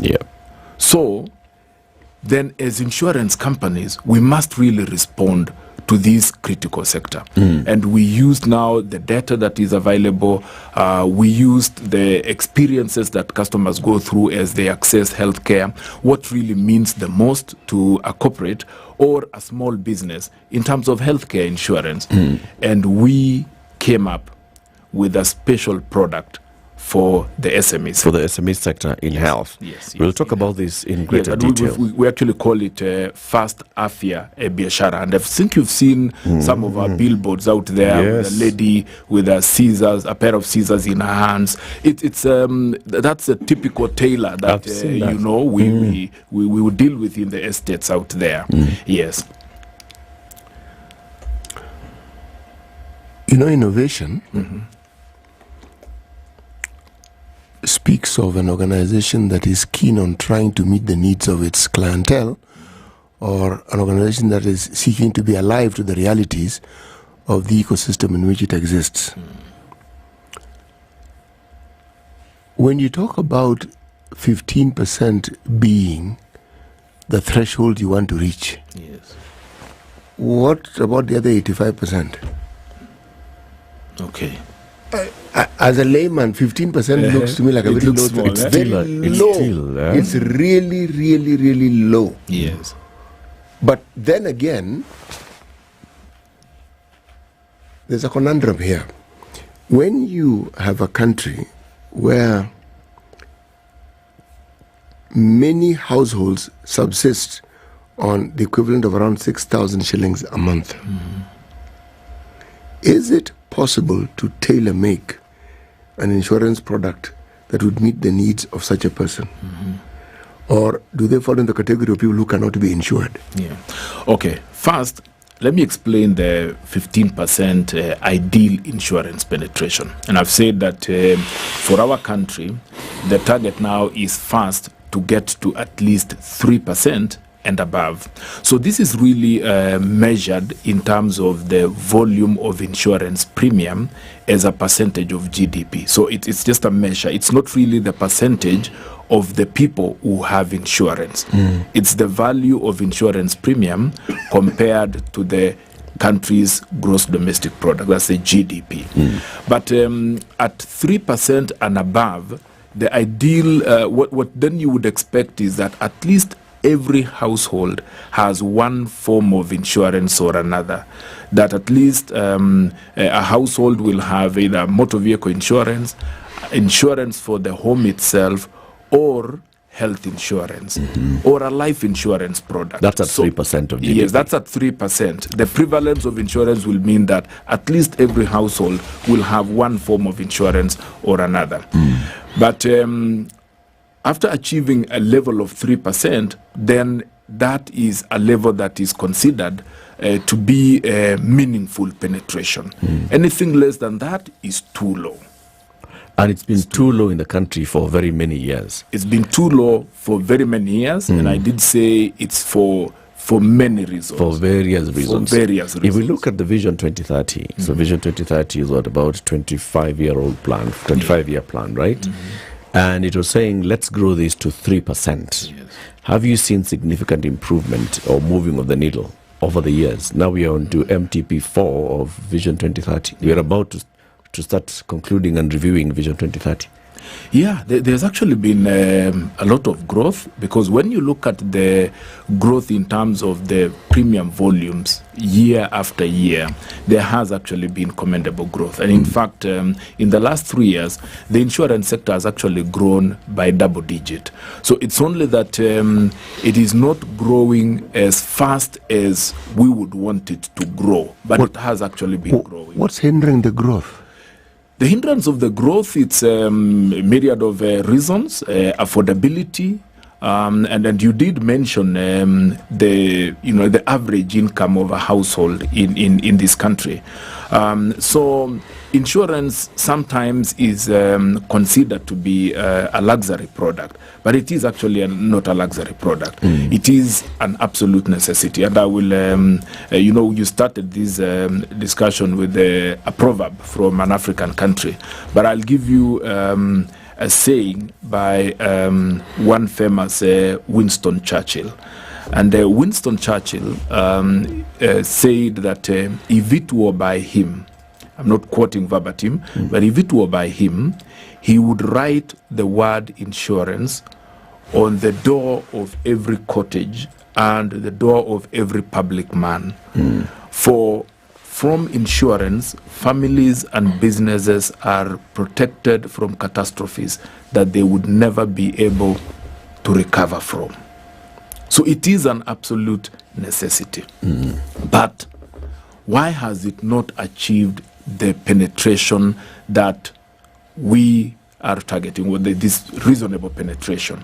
First, the public has got very little knowledge about insurance. And then apart from the little knowledge, we've suffered, of course, in the past from a negative perception of insurance. And this is driven by how we have served customers in the past. So the old insurance approach was to look for ways why a claim should not be paid, or reasons for not paying a claim. But that game plan has changed completely. The mentality of the current insurance company, and I speak for First Assurance here, we look for every reason why a claim should be admitted. You must give your customer the best opportunity to get compensated. So the time for a small print, looking for those tiny clauses or conditions that the customer was never told when they are taking out the insurance cover, those are things that we have discarded completely. So you want to give me the benefit of the doubt. Yes. When I file for a claim, the first thing is, okay, Eric, you're not here to defraud me. Absolutely. You're here to make a claim because you're my customer. Let me see how I can walk the journey with you to your satisfaction. Then if you find now I was trying to defraud you, you'll find out. Exactly. Okay. Yes. So it is true that there are still claims that fail to get paid because fraud is a big issue in our market at the moment. In fact, the cost of fraud to an insurance company is usually, on average, maybe between 20 and 30% of... What? Yes, fraud is a big issue in insurance companies. So, of course, we have to be careful to protect, businesses, shareholder value as well, but while making sure that every genuine claim is settled speedily and within the expectations of the customer. Let's take a break. You'll tell us more about that, and also you'll tell us more about the first Afya Biashara, the new product that you've recently launched targeting SMEs. So are you a small business? Listen to this. You plus your employees in that small business can actually get insurance, because someone is saying here, Kev says, medical insurance for individuals is almost impossible. Insurance companies seem to be fixated on big corporates. So this is now coming to start addressing those issues. Absolutely. If you're a small micro enterprise, how can you benefit from this? There was also a message that I saw earlier from Washo. Washo says, my late mom worked with First Assurance from when it was Prudential Insurance. She worked for 33 years, and then she retired. They were good employers then. She was the personnel manager by the time she was retiring. Oh, amazing. Some good stories. Story, yes. Yep. And she says the dad still uses First Assurance. Can't convince him anything else. Thank you. Let's take this break. Stephen Lokonyo is the managing director of First Assurance Company Limited. It's a company that's more than 100 years old, close to 100 years old. It's been in this country for many decades as well. 26 minutes to 8. Is the Situation Room, the only way to start your day. It's critical that people pay taxes. But then taxation has to have a limit. When you start overtaxing people beyond certain limit, then this is now we call robbery with violence. We are all struggling, but we don't show. If you're not doing well, shame on you. But you have to say, I'm broke and I'm struggling. We are not okay until everybody is okay. We are pretending to have political parties. Why don't we just be honest? And we say, these are the Luyas, these are the Kambas, these are the Kikuyus, and we find ourselves in Kenya. You know, with politics and leadership, no matter what you do, there will always be a complaint. There will always be the assumption that you're either stealing or you're not doing things right. As a leader, don't fear. If you know you're doing the right thing, you've thought about it, you've got an expert advice, do it, then understand later. This country, we don't need prayers. Prayers is between you and God. Good governance and thinkers who care about the country and not their stomach. That's what we need. The Situation Room, Kenya's biggest conversation. The weather with SpiceFM. Yep, so let's start by looking at the traffic and what's happening on the roads. We know very well that this is peak traffic hour, so Thika Superhighway, it stretches all the way towards Kasarani. This is past the Outer Ring Junction, past Garden City Mall, and it's coming towards town. Kiambu Road, it begins at the DCI, past DCI. Limuru Road has been very, very busy the last couple of days because of the construction around Muthaiga, and so Limuru Road is busy around Muthaiga into UN Avenue, into the village market, and past that way heading towards Two Rivers. This is traffic coming to town. It's also busy, Limuru Road, as you get to the intersection here with Muranga Road and in Ngara. It's quite busy. I don't know what's happening there. There must be something that's going on. And this is near Wambogo Road and Fast Parklands Avenue. Some big snarl up happening there. I don't know whether it's because of entering to the school. Schools are open, city, right? Yeah. Maybe this is entrance to the school there, the Khan Academy. And then we have Muranga Road coming into town. It's very, very busy. Muranga Road into Ngara, into the big roundabout. Busy Mombasa Road coming into town, and also Huru Highway getting into town. All roads are looking pretty jam-packed for now. If there's anything major to report, let us know. We shall talk about it on SpiceFM KE.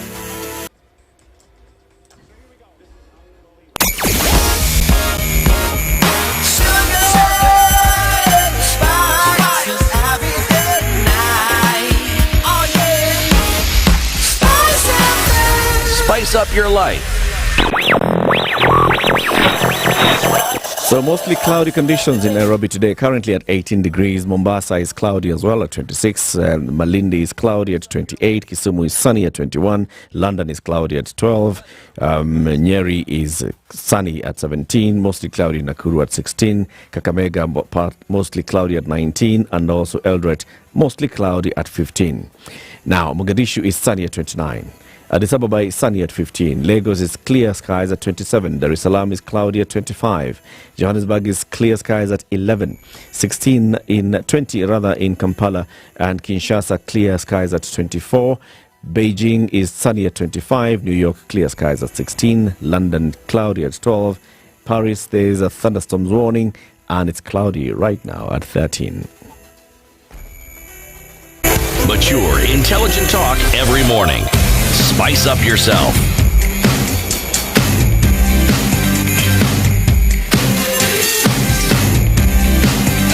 Mornings done right. 94.4 Spice FM, Nairobi.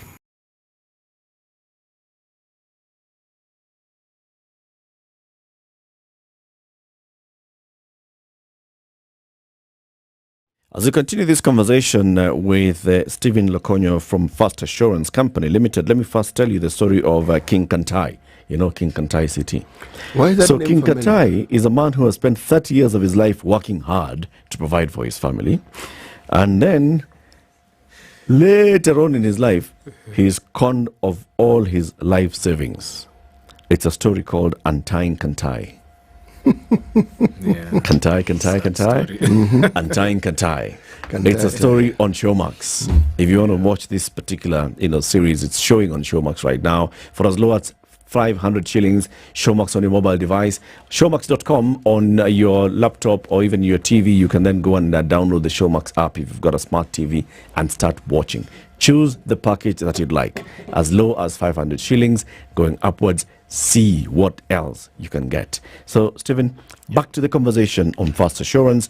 You've told us about the array of products that the insurance industry is coming up with. Fast Assurance has come up with a specific product for SMEs. Yeah. And this is health insurance in the SME sector. Yes.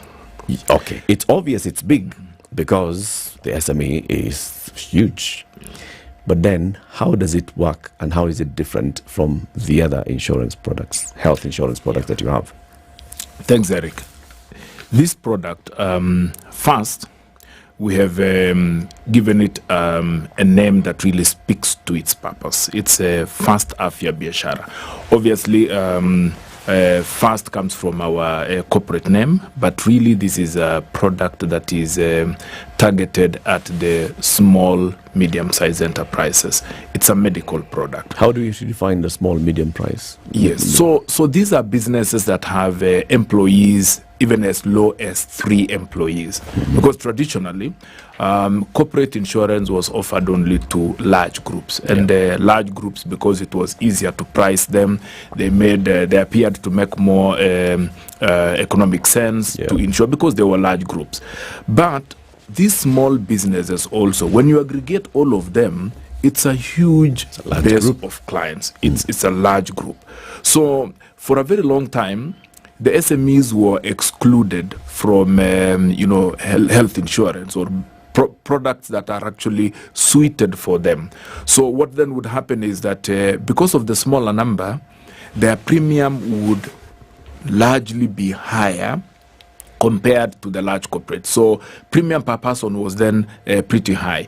So this product, the medical insurance was a very expensive product for small businesses. So we then looked at the reasons why this product was largely inaccessible to these SMEs, and the bigger aspect was actually the cost and the fact that they had such a small employee base. So then we went out of our way now to design a product that then can be accessed by these SMEs. You only require a minimum of 3 employees. So even if it's a family business owned by someone with his spouse and 1 employee, they qualify for group insurance as an SME. But then what we also did was to cut out the things that are not required by that specific group.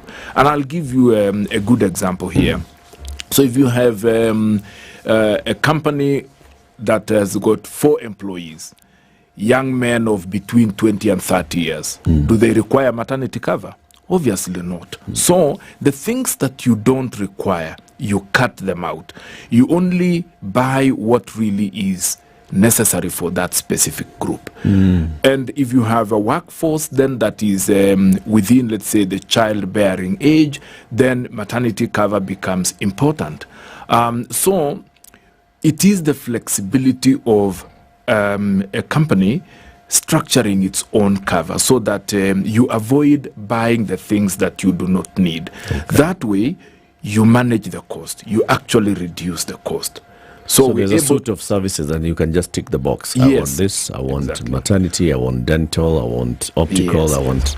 Exactly. So there's usually the health insurance cover is structured in terms of inpatient, outpatient. There's dental, optical, maternity, and many other things. So you choose the cover that you want. So what we have done is that for the First Afya Biashara, we give you that flexibility to choose what matters most to you, and we price that for you so that then you are able to afford that cover.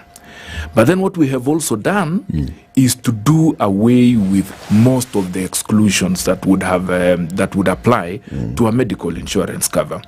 Traditionally, substance abuse, for example, was not covered because it was deemed to be self-inflicted. Mental illness was not covered because it was just traditionally part of those things that were excluded. But what we have done is to bring in all those covers that were traditionally excluded. So this is a very wide cover. And why did we, decide to bring in substance abuse and mental health, for example? It's because of the dictates of the current stressful environment. Mental illness, substance abuse, in many of the cases, they are actually interlinked. And these are, all related to it's all related to the normal course of life. It's a pressure life out there, and these conditions arise and they require medical treatment.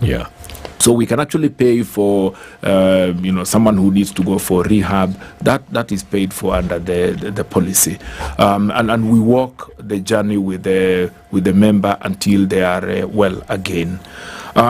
We have also extended the cover to include fertility treatment, for example, and IVF. Many occupations now make it difficult for couples to conceive for many reasons. Some of them, of course, are medical conditions. But if IVF, for example, is required by someone who has this cover, we actually provide that, we take care of that cost. So we have made this cover very responsive, affordable, it's wide, you can go abroad for treatment, and then we have high limits as well. You can actually have an inpatient, outpatient limit as high as 500,000. So it's a product that is really flexible. It's a product that is responsive. 500,000 per person or for the group? It's for the group. For the group. Yeah. Okay. Somebody's asking. Actually, no, it's per person. It's per person. It's per person. Yes. And then for inpatient, what's the minimum? For inpatient, there's really no minimum. You actually choose what you can afford, but reasonably inpatient would start from 1 million and above, just for it to be reasonable enough. Okay. Somebody's asking, Kev is asking, so what would the typical premium range look like for a 3-person cover, 3-employee cover? Yes, so the typical cover would possibly have cost upwards of maybe 300, 400,000. But this is a cover for a membership of about 3. You can actually access cover for less than 100,000 shillings. Yeah. Yes. With all those benefits that you talked about? Yeah, with all those benefits. What then will happen, of course, is that you will have to structure that in terms of the limits that you are taking. So you take reasonable limits for really what you require the most, and then you discard what you do not require. Then, then we're able to squeeze that within an affordable price. Can you structure it per employee? You may have some employees who are in childbearing age or look like they'd be interested in maternity, and then others who may not be interested in maternity. Somebody who would be interested in dental for this year, someone else may not. Can you keep structuring that and shifting it? Yeah. So benefits, once they're chosen for a scheme, the benefits will apply across for the group. For the group. Okay. Yes. Yeah. Okay. The big issue with insurance, particularly health insurance, is the facilities that you have contracts with, right? So many people will say, okay, so if I take this particular product with Fast Assurance, can I go into any facility and produce my insurance card and they'll accept me, or am I going to be told, hey, anyway, you have to do it? So I compare medical insurance to your bank account. So when you buy medical insurance, take it that you've bought a cover of 500,000 shillings. That's like your money at the bank. So we have got a wide range of partners that you can access services from the the low cost facilities to the most expensive facility in the country. So we do not restrict the customer from accessing healthcare across that range of our panel of providers, be they hospitals, specialists, and other facilities. Pharmacies, labs. We do not restrict. But what we advise our customers is use your limit carefully, the same way that you would use your cash from the bank. Because when you're unwell today, use it carefully so that you get the best health care, but at the most reasonable cost.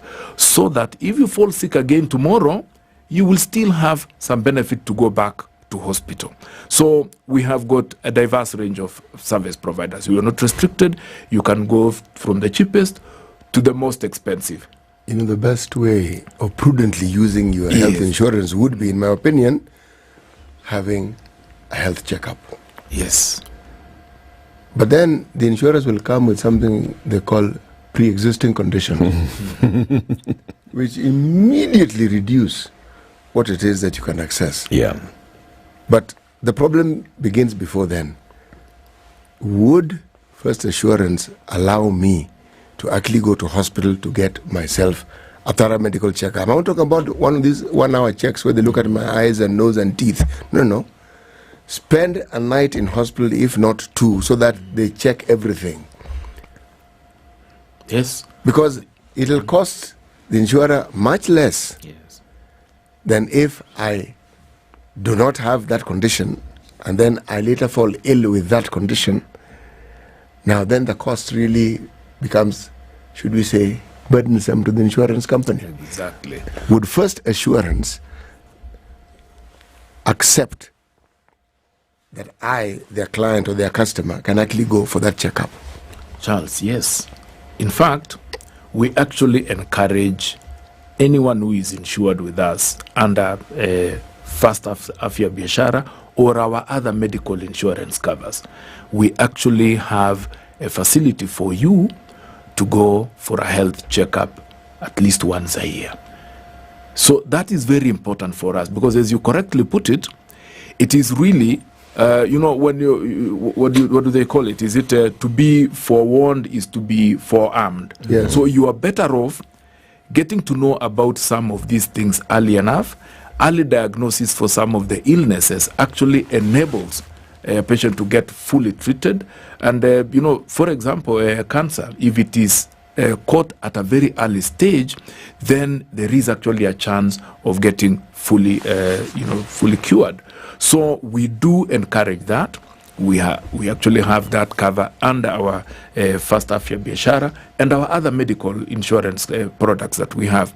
You can actually go, and we encourage our members to go for a medical checkup at least on an annual basis. And it will be part of the cost of yes, it's part of the cover. Part of the cover purchased from us. Yes. Okay. So it is not an additional cost. Then the issue, Stephen, comes of the pre-existing conditions. Yes. So you hear many times people complaining and saying, "I went for a medical checkup.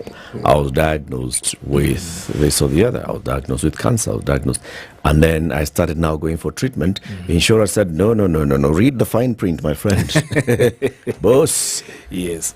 So what has happened, Eric, is that, and this is even being driven from a regulatory perspective, that insurance companies must treat their customers fairly. Pre-existing conditions are covered.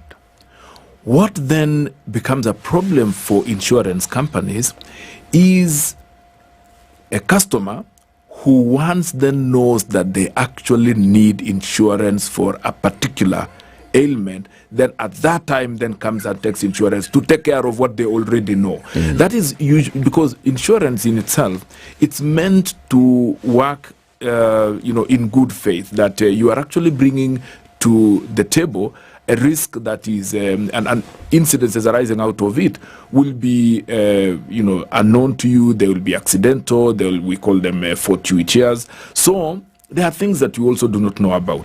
But when you've already known about an ailment, then of course the terms to cover that will be different, but they are not necessarily excluded as long as they are declared when you are actually taking out the insurance cover.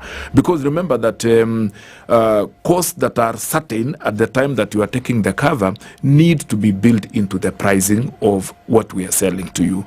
So what you then are obligated to do when you are proposing for insurance is to declare the things that you already know, so that the insurance company knows about them. It then is able to price for these pre-existing conditions, and you are actually able then to continue with your treatment. And look, we also have customers who have insurance cover from other insurance companies, and then they wish to move to First Assurance. And a patient may be dealing with a chronic condition.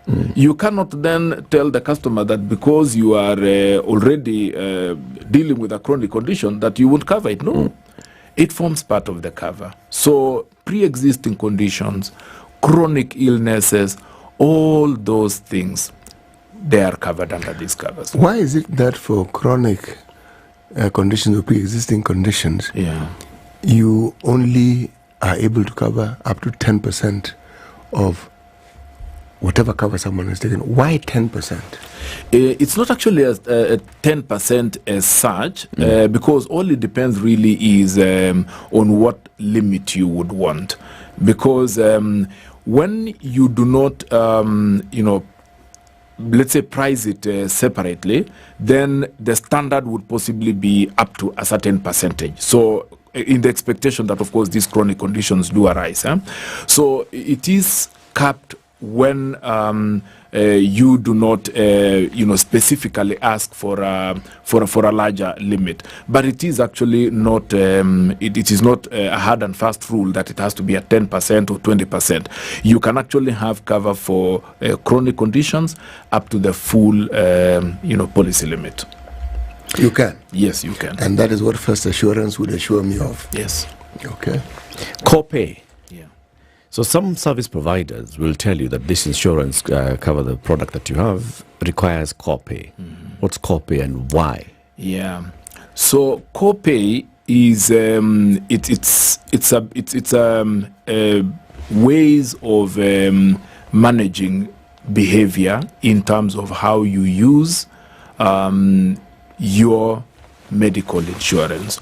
So what we want to achieve here is participation from the patient in the costs incurred. That way, it then helps us to make sure that for the really small ailments like a headache, a cough, you do not have to go to a hospital for that. You can actually buy these drugs over the counter. And we actually have facilities now where you can actually be attended to in a pharmacy. You don't have to go and see a specialist. But copay is just one of those features that are used by health insurers to manage the cost, behavior patterns, and just to discourage frivolous visits to, if I may call it that. Even in this country. Yes. If somebody takes themselves to a hospital, you should reward them. Our care-seeking behavior in this country is low and it's poor. So if somebody goes to a health facility and they're saying, I have a headache, this is somebody who has actually thought, okay, I have a headache, I want to get checked. Yes.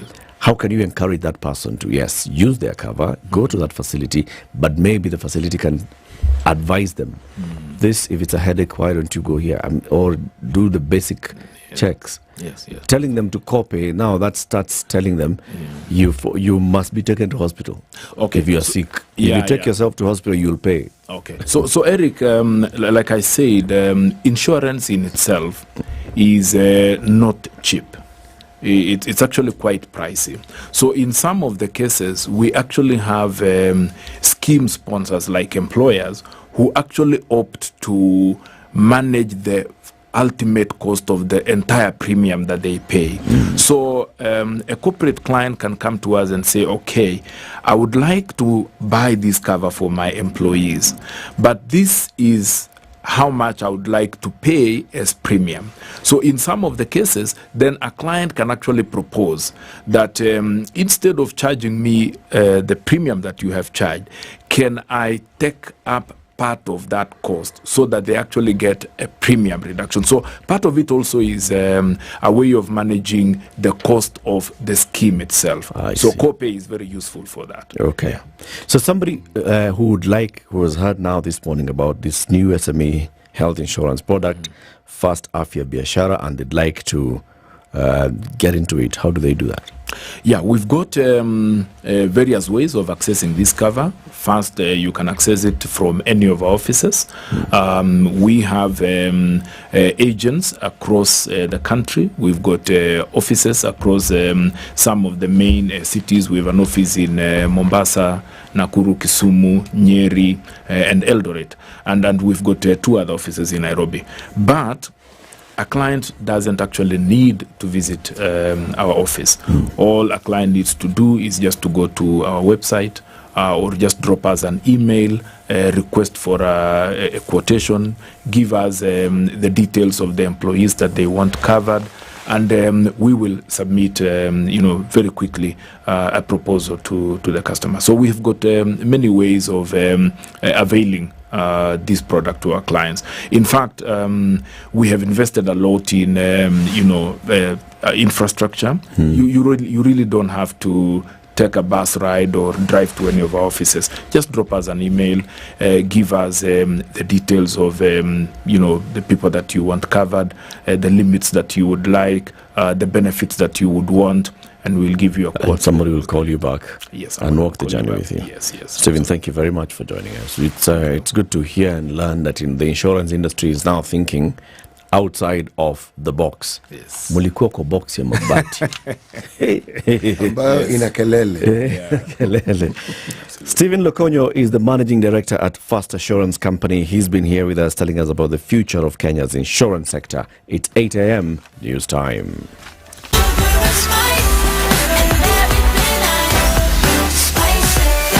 Spice up your life. It's now 8 a.m. Get effective relief from strong pain with Panadol Extra. Panadol. Relief starts here.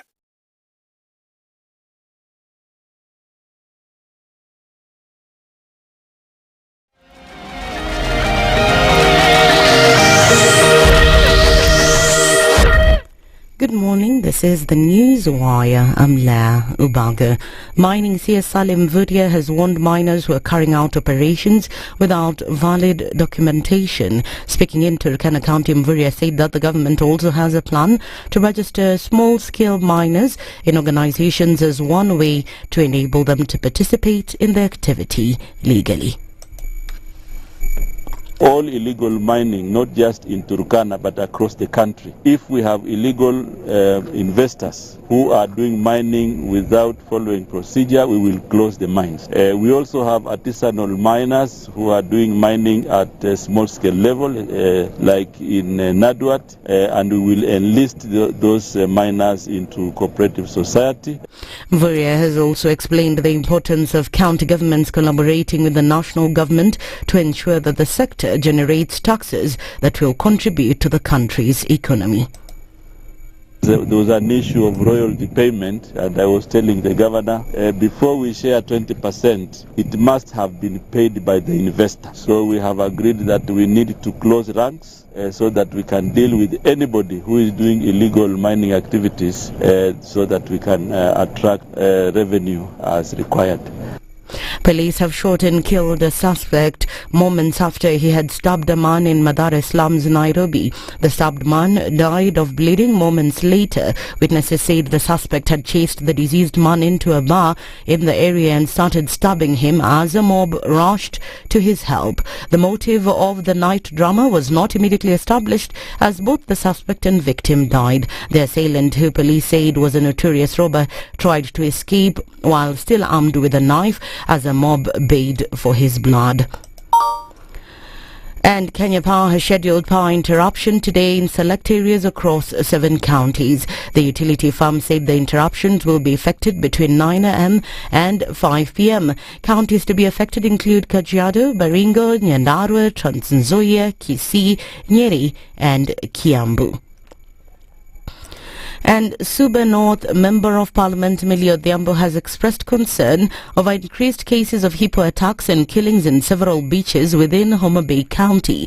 The legislator has called for quick intervention by the government through Kenya Wildlife Service, as many members of her constituency have died as a result of hippo attacks. Despite complaints from the residents and local leaders, no action has been taken to control the rogue hippos, causing threats to fishermen and other beach dwellers in Suba North. That's the News Wire. I'm Lea Ubaga.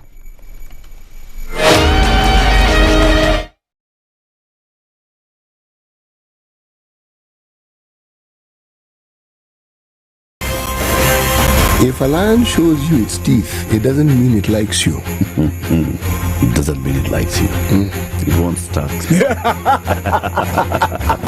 A liar calls as witness one who is either dead or far away.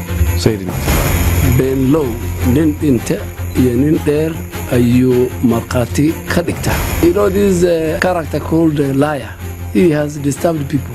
So when you tell him who are your witnesses, he will take you to a place where it is difficult to verify. For someone like me who sweats a lot, I cannot survive there. Sweating is biblical. And you must blame it on Adam, not because Adam messed up and he was told, now you fellow you, by the sweat of your brow, thou shalt eat. The Situation Room, Kenya's biggest conversation. 102.5 Spice FM, Kisumu.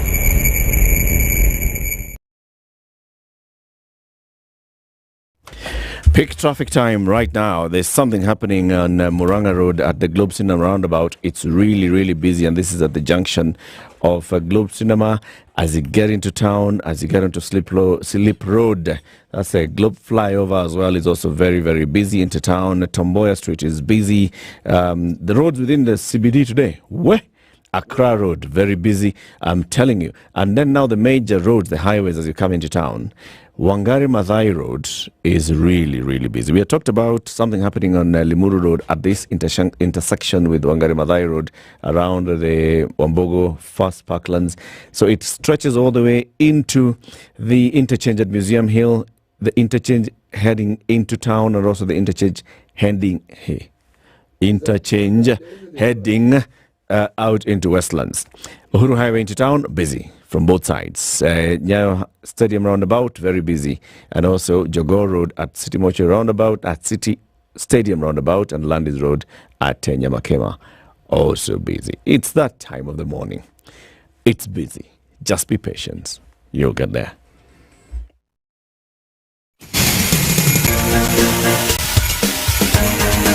This is the Situation Room, the home of hard-hitting political commentary and penetrating insights about the state of the nation. This is a talk radio experience like no other. The Situation Room, a place for hard truths, debates, and elevated conversations. The Situation Room, witty, political, engaging, deep, controversial. In the room, we have C.T. Muga, researcher, academic, seasoned political observer, a fountain of wisdom in these politically uncertain times. Ndu Okoh, Nigerian by birth, Kenyan by choice, communications expert, Pan-Africanist, a truth seeker and believer in people power, and Eric Latiff, agent provocateur, the man in the chair, seasoned journalist, news hound, a man who believes in punching up, not down.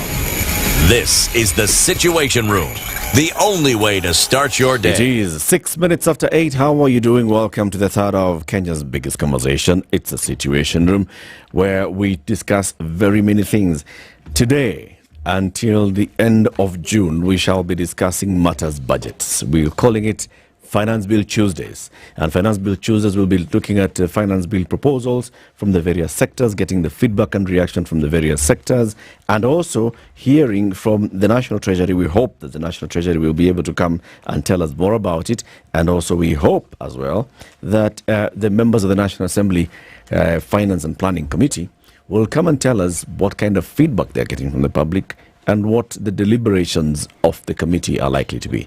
You see, this is that period where people interrogate the finance bill and then they will give their feedback to the Committee of Finance and Planning in the National Assembly. The Committee of Finance and Planning should ideally then incorporate all feedback. Remember, feedback is not just from the citizens and the interest parties. The feedback will also be from the National Treasury. And the National Treasury saying, this is why we are proposing these kind of measures. This is our justification for it. If it makes sense to the parliamentarians, it shall fly. If it doesn't make sense to the parliamentarians, it does not fly. Okay? So our conversation this morning will feature that.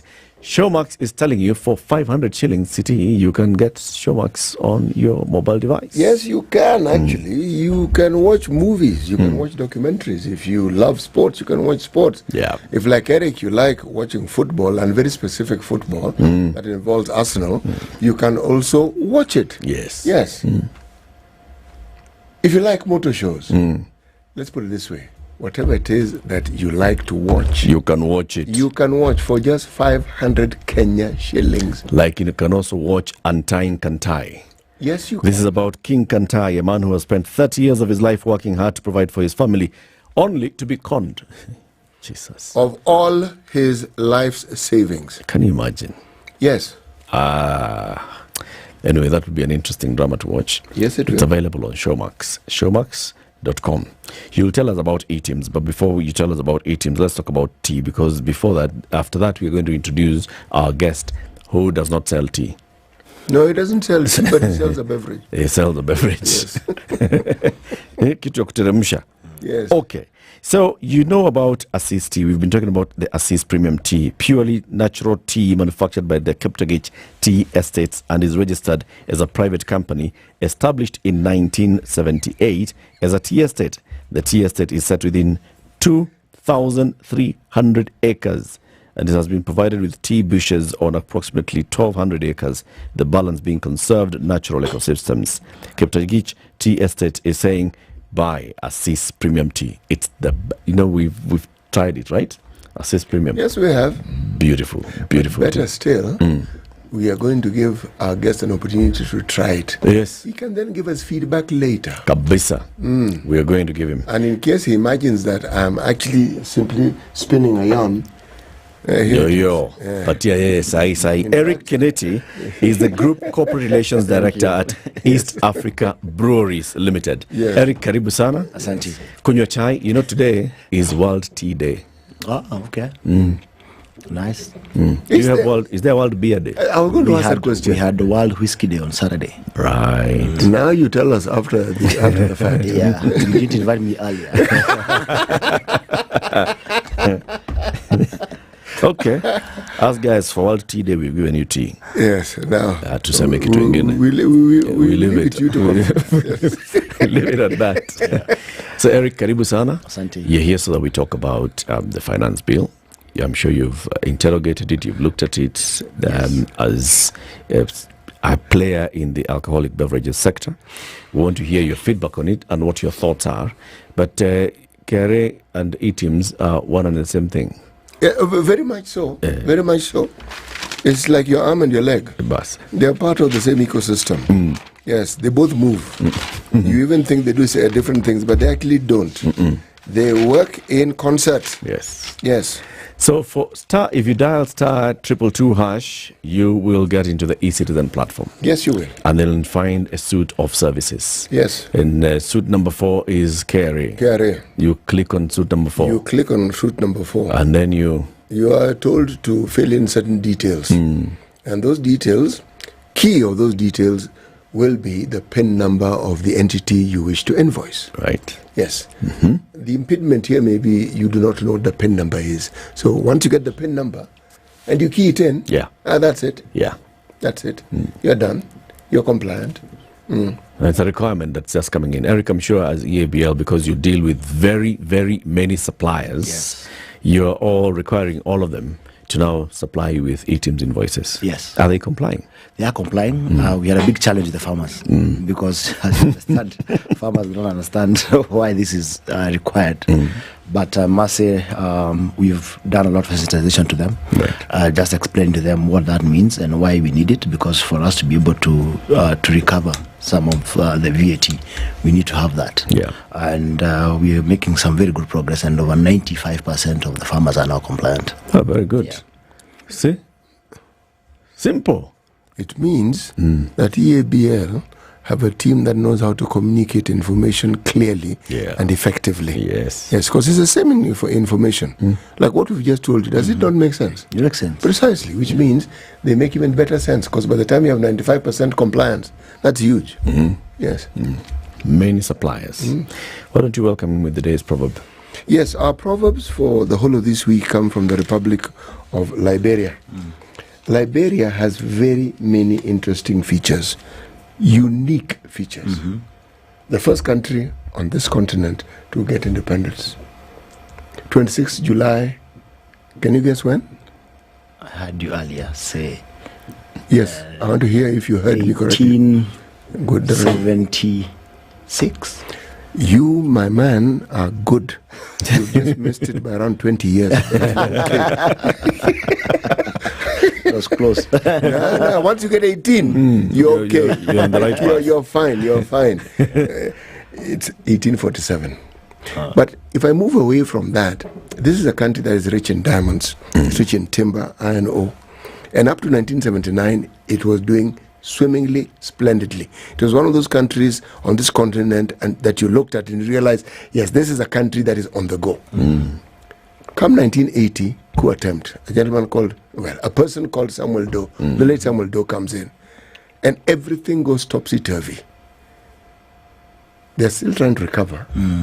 but it's been a lengthy, painful journey from the country. Imagine moving from where you're one of the top countries in the continent to one of the poorest countries in the world. Like that. Well, one event leads to just the precipitation of just a downward spiral of a country.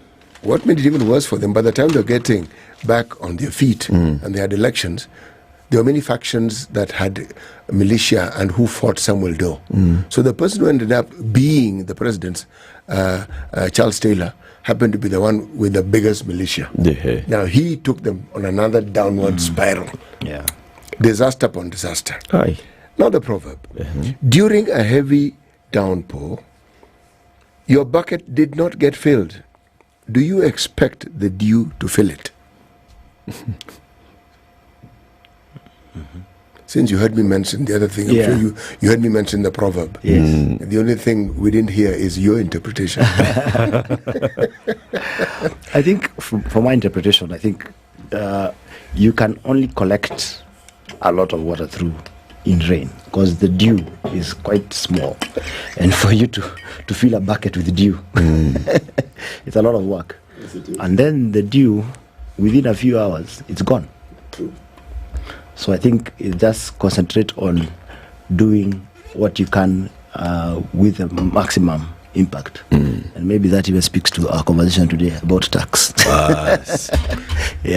They want to collect, as much as they can for maximum impact in the economy. Okay. So you've looked at the various provisions and various proposals in the finance bill. How many of them touch on your industry in particular, and how do they impact you? Quite a number, but I think this morning I'll only speak about 3. And I must say, the last time I was here, when you hosted me last in the Situation Room, we were complaining about taxes on alcohol and how they've been unpredictable over the years. That was early last year. And one thing happened in the finance bill last year. For once, we were saved from having an increase. So we didn't have an increase on beer or spirits, which is a good thing. And that's the message we were trying to communicate even at that time. And look at what has happened. When I was looking at the economic survey that was launched yesterday, beer, without increasing taxes, beer revenue has grown by 17%. That's from 27 billion to 32 billion. And that's what we were saying even last year, that you need to hold, because the revenue is going to come. You don't need to increase taxes to get more revenue. And at that time, we were saying that at the point where beer was, we've already hit the Laffer curve, where you have maximized on revenue. And everything else that's now happening. So beer, in terms of revenue growth, it grew by 17%. 17% in the last year. That's in the last year. That's in the last year. Spirits, it's a different story. Even though there was no increase, revenue has dropped. And I think this speaks to the issues that you are seeing with illicit. Because we did a study last year with a company called Euromonitor. And illicit in Kenya is 59%. 59% of the alcohol sold in Kenya is 59%. That's from the report that we did last year with Euromonitor. 59% of alcohol sold in this country is illicit. Is illicit. Now, illicit, what do you mean? So illicit constitutes 3 components. There's counterfeit, there's smuggled products, which comes from other countries. And I articulated that last time, saying how Kenya has the highest taxes in East Africa. So you find a lot of proliferation of alcohol coming from Tanzania, Uganda, because taxes there are lower. So these guys will come and bring it here because you make a better margin. Because the excise component is quite huge. So if you don't pay the tax, your margin is crazy. And the other issue now is the traditional brews, which is a very small component because it's not produced at a very commercial scale, apart from products like changa, which you might find is moving around and it's in commercial scale. The other challenge you have, because of our regulation of even licensing, where outlets are only allowed to open from 5 p.m. You find these illicits, they are sold at any hour. If you walk into any valley within Nairobi now, Mathare or Gedogoro or where, you will find changa. It's being sold right now. People are drinking. People are drinking. But the challenge, you have restricted so much on the formal aspect of how it can be sold that it's more accessible to get illicit. And the Deputy President has been very vocal about this. And you have seen in the last few months the work that the Ministry of Interior has been doing on illicit. And this is something we have been saying, that you need to curb on illicit, because that's the only way you can allow the formal sector to grow, and that's the only way you can protect our people to consume products that are safe and affordable. So we have seen a decline in revenue from spirits, and I think that's one of the challenges that we have now. Even with the current finance bill, the proposal, which we commend the government for, is, and there's a bit of work that was done, and we were involved in those conversations, where they were doing research, and they contracted the University of Copenhagen from Denmark and the African Economic Research Consortium, and this team was working with the National Treasury in terms of analyzing what is the best policy on alcohol tax. And one of the things that they have decided to move to is to tax alcohol based on the alcoholic beverage content by volume. So that's the ABV. So a beer on average is about 4%. Spirits on average would be at 40%. So the logic here is that beer should be paying less taxes than spirits, because you get more alcohol from a spirit than you get from a beer. It's a good argument. And when they did that work, what the work showed them is that actually beer is over-indexed in terms of the taxes it's paying. And one of the things that's coming out of the finance bill, which is one of the best proposals, is that actually they're proposing a reduction on beer, which is good, and we welcome that move. Because I think it's starting to bring what the issues what you are raising, that you have already reached the revenue maximizing point on beer, and you don't need to consider reduction. They could have even gone lower, because the numbers were showing us it should come to around 70 something, so shillings per litre. Right now we are paying at 153 per litre, so it should probably be half. What's the proposal right now?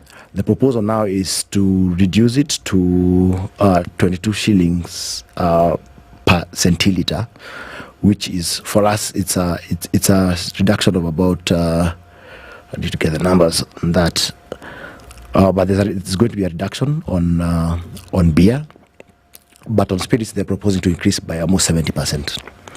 And so spirit will become more expensive. And we are saying, you can look even at the numbers from last year. Spirits are not growing. The revenue on spirits is reducing. So once you do this 70% increase on spirits, you're going to have a big problem, because that's a product that has the biggest issues on illicit. It can be imported from elsewhere. We have one of our biggest brands, which is called Chrome Vodka, which at the moment is retailing about 300 shillings. If you were to take that 70% increase, we'll take the price to about 400. So it's 100 bob increase on a 250 milliliter bottle. So considering the consumer who takes this earns about 250 to 300 shillings a day, you can see what that's going to do to them. They can't afford it. They will not go for Chrome. They will look for an alternative. They look for alternative, which is what? Illicit, which is not paying revenue to government. What market were you trying to meet with Chrome? So it's that consumer. That consumer who actually prefers the illicit brew. Yes. Illicit spirits. Yes. Because the thinking is that if you increase spirits, people might move to beer. But the consumer who chooses spirits might not even want to consume a beer. No, they're drinking spirits because they don't want to drink beer. Yes. Yes. So it does not mean that because beer is now more affordable that they're going to consume beer. Okay, so explain this. The National Treasury and some of you participate in this study by the University from Copenhagen. And the study shows that this is what's happening in this sector. Then the proposal is, okay, let's promote the growth of beer. Let's actually not increase beer. Let's just minimally increase taxes on beer. But also the study has looked at the entire alcoholic beverage industry. It has seen what's happening to the spirits world. And it has seen the direct correlation between the spirits and the illicits. Why would they then recommend such a steep rise in spirits? So they gave different scenarios. And we looked at them, because one of the scenarios they gave was maintaining spirits at the current level would be at about 8 shillings per centiliter. But the proposal the National Treasury has come up with now is 16 shillings per centiliter. That's double. And at the point of that 8 shillings per centiliter, actually that's where we are calling that the revenue neutral model, because they continue getting whatever they're getting now. But the proposal they've come up with is actually more stringent, and we're saying we're not against an increase, but the quantum you have to consider it. You cannot get to 16 at one go. You can progressively move to that 16, but it has to be slowly. And that's what we are saying. If they do that with the current proposal that they're proposing, that is going to be So you're saying they were looking at three things. Yes. What were those three things that they were looking at? So they had done 8%, right? 8 shillings per centiliter. They had a 12 and they had a 16. I see. Yes. And one of the things we were saying, in a perfect economy, 16 can work. In a perfect economy. Yes. That's where you don't have illicit, which is very few countries that you can speak about that don't have illicit. But in the scenario where we are, and you look at comparatively where we are compared to our neighbors, Tanzania and Uganda, which we know, we have borders, but those borders, everything crosses across. Yeah. The products are going to come through. So you are actually going to make us manufacturers, local manufacturers, disadvantaged because we can't compete with some of the things that are going to come through from these other countries. Because the tax disparities are so big. Let me understand this. Yeah. When purely from a layman's perspective, when the tax on beer was reduced, more beer was consumed, which means the sales went up, which means the revenue that the government expects to get increased. Yes. Why is it therefore then that this logic doesn't seem to apply when it comes to spirits? So, and that's the debate we're having now, because we're saying even from the data the research team showed us, it showed you that there's a risk of revenue dropping if you go beyond. Because whereas we got to the revenue maximizing point with beer a few years back, we are getting there with spirits. So the same issues we had with spirits is what now we had with beer is what we start having now with spirits. And if you don't take action, because you have a bigger problem on illicit, on spirits, it's not such a big problem on beer. But now you're going to accelerate that, because everyone can see if the 70% increase right now, if I can avoid that, the margin I'm making is huge. And you just need a few trucks, because spirits is high value. One truck of spirits is significant amount of revenue. Just crossing over. Just crossing over. How does this happen though? How do these importers do this? So they're bringing them through the porous border. Yes. And are they branded, the spirits that they're bringing? They're branded. So once the consumer finds it on the shelf, they don't know whether it's duty paid or it's not duty paid. They are actually going to pay the full value. It's only the traders in between who are making the money. Is it counterfeit? Is it like they're taking your brand? There could be counterfeit. Plastering it. There could be counterfeit. But there are also products coming in from other markets. There are markets that have significantly lower cost of production than us. Look at India. You have products coming from Dubai. Dubai doesn't produce alcoholic products, but you look at how much importation is done from Dubai. And not directly through the port of Mombasa. Yes. They will come through the port of Mombasa at times. They will undervalue what is coming through. But that tells you there is so much money to be made from the illicit market. And that's why it's lucrative. And this 70% increase is just going to make it even more lucrative for them. And then the government has to spend significant resources chasing these guys down. Yeah. We just spent 300 million shillings on a 1-month campaign on fighting illicits. Yep. Right? City?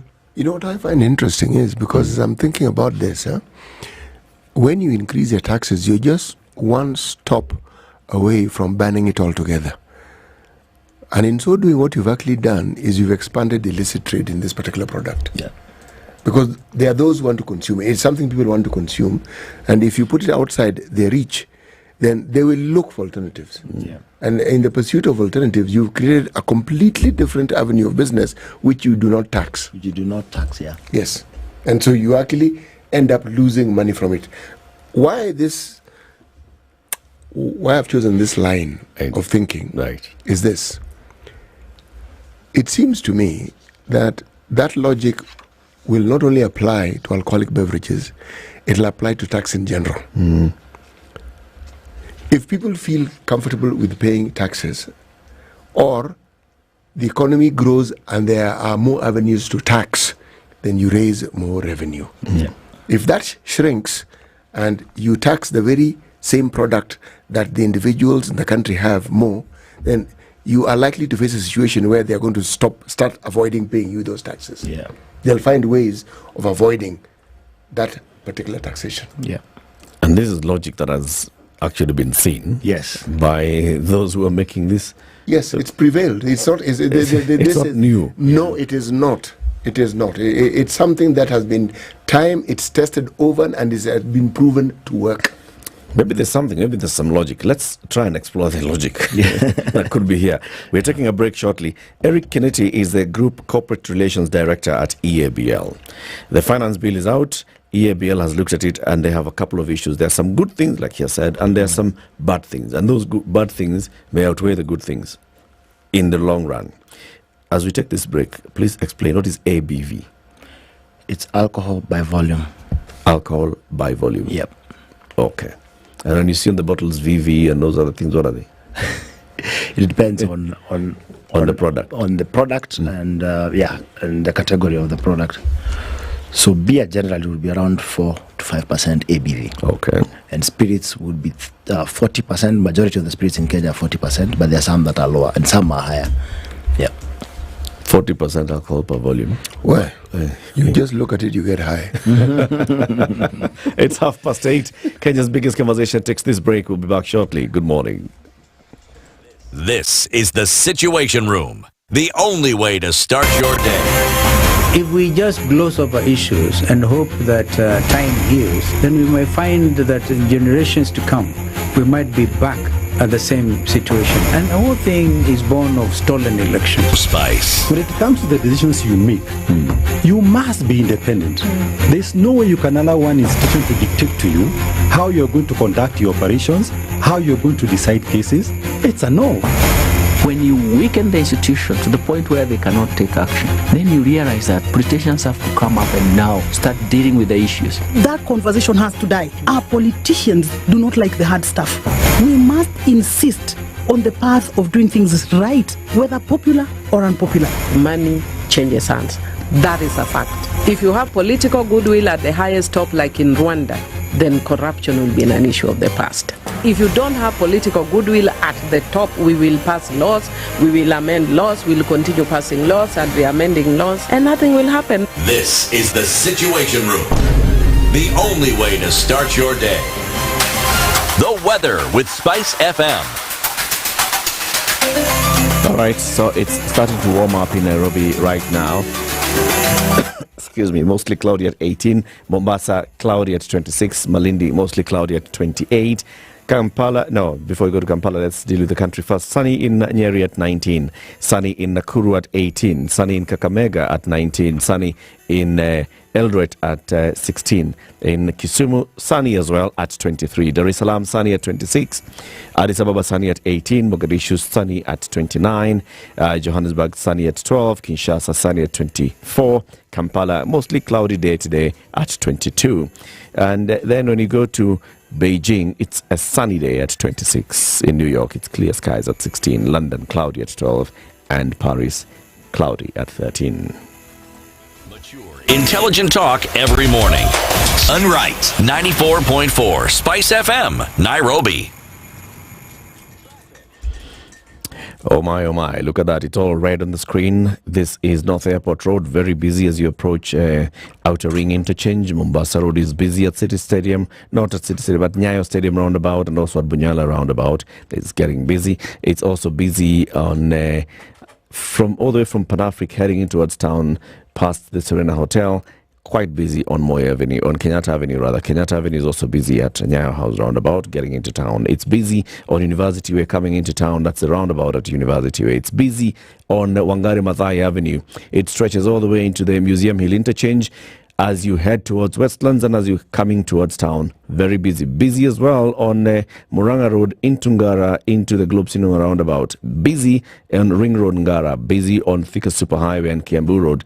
This time, it's stretching past the DCI headquarters on Kiambu Road coming towards town, and also stretching past Mathare Road on Thika Superhighway coming into town. Limuru Road has been busy for the last couple of days. As the construction is happening in Muthaiga, it's all busy. We also have, of course, problems on Lower Kabete Road, starting all the way from Getcha Road, heading in towards Westlands. Are you ready? Okay. Spice FM. Mature, intelligent talk every morning. Spice up yourself.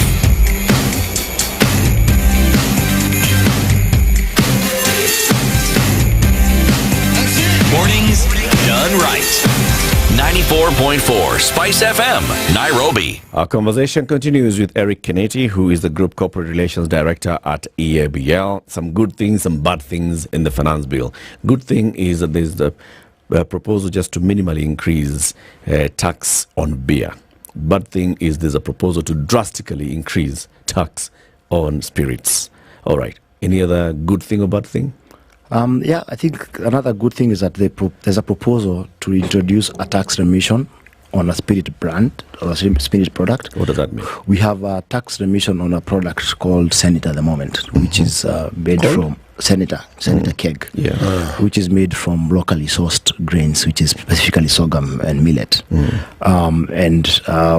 So the tax remission, we pay 20% of what the other beers pay. Okay. So there's a proposal to do that with spirits. We have not seen the regulations yet, but I think it's a progressive proposal. So with locally manufactured spirits? Yes, if you can use locally sourced spirits, then you should be able to get a tax reduction. What does locally sourced mean? That you grow our roots from Nyandarua?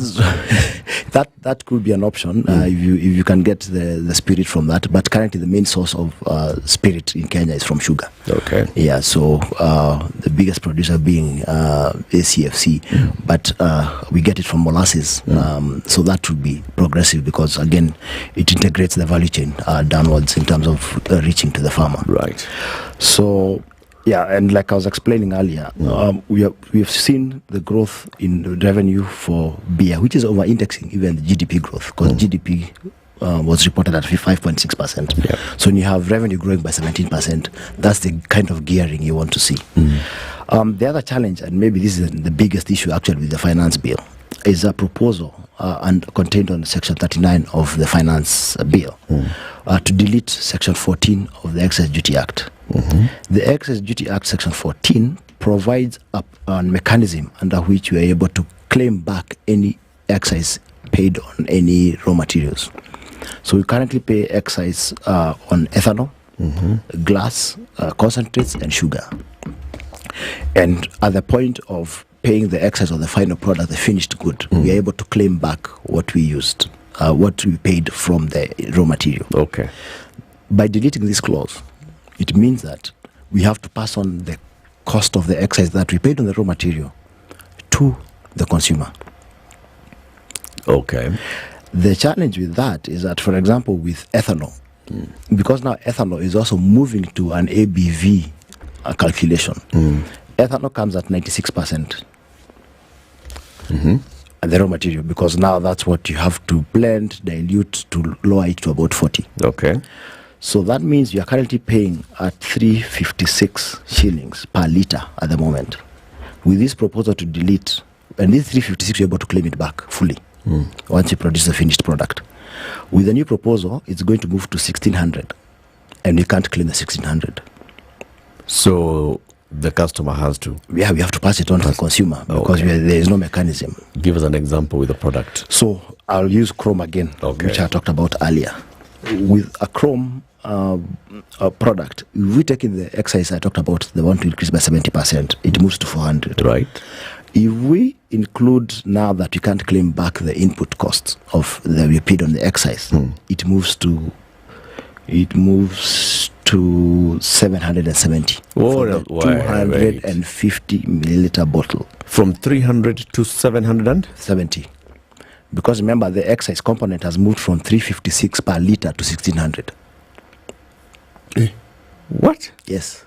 Okay, say that again. Let's start from the very beginning. Yeah. Section 39 is proposing the deletion of Section 14 of the Excise Duty Act. Yes. This is where you are able to claim back on any excise paid on raw materials. On raw materials. Yes.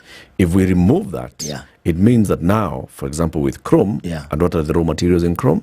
So there's glass, right? There's ethanol. Yeah. So currently Chrome is 300 bob. Yes. And then we increase now, you say you cannot claim this. Yes. And the excise here will be? So it's moving from 356 per litre to 1600 shillings per litre. And the 356, we are able to claim it currently. So it's basically neutral. Yeah. But now you're moving to 1600, which you cannot claim back.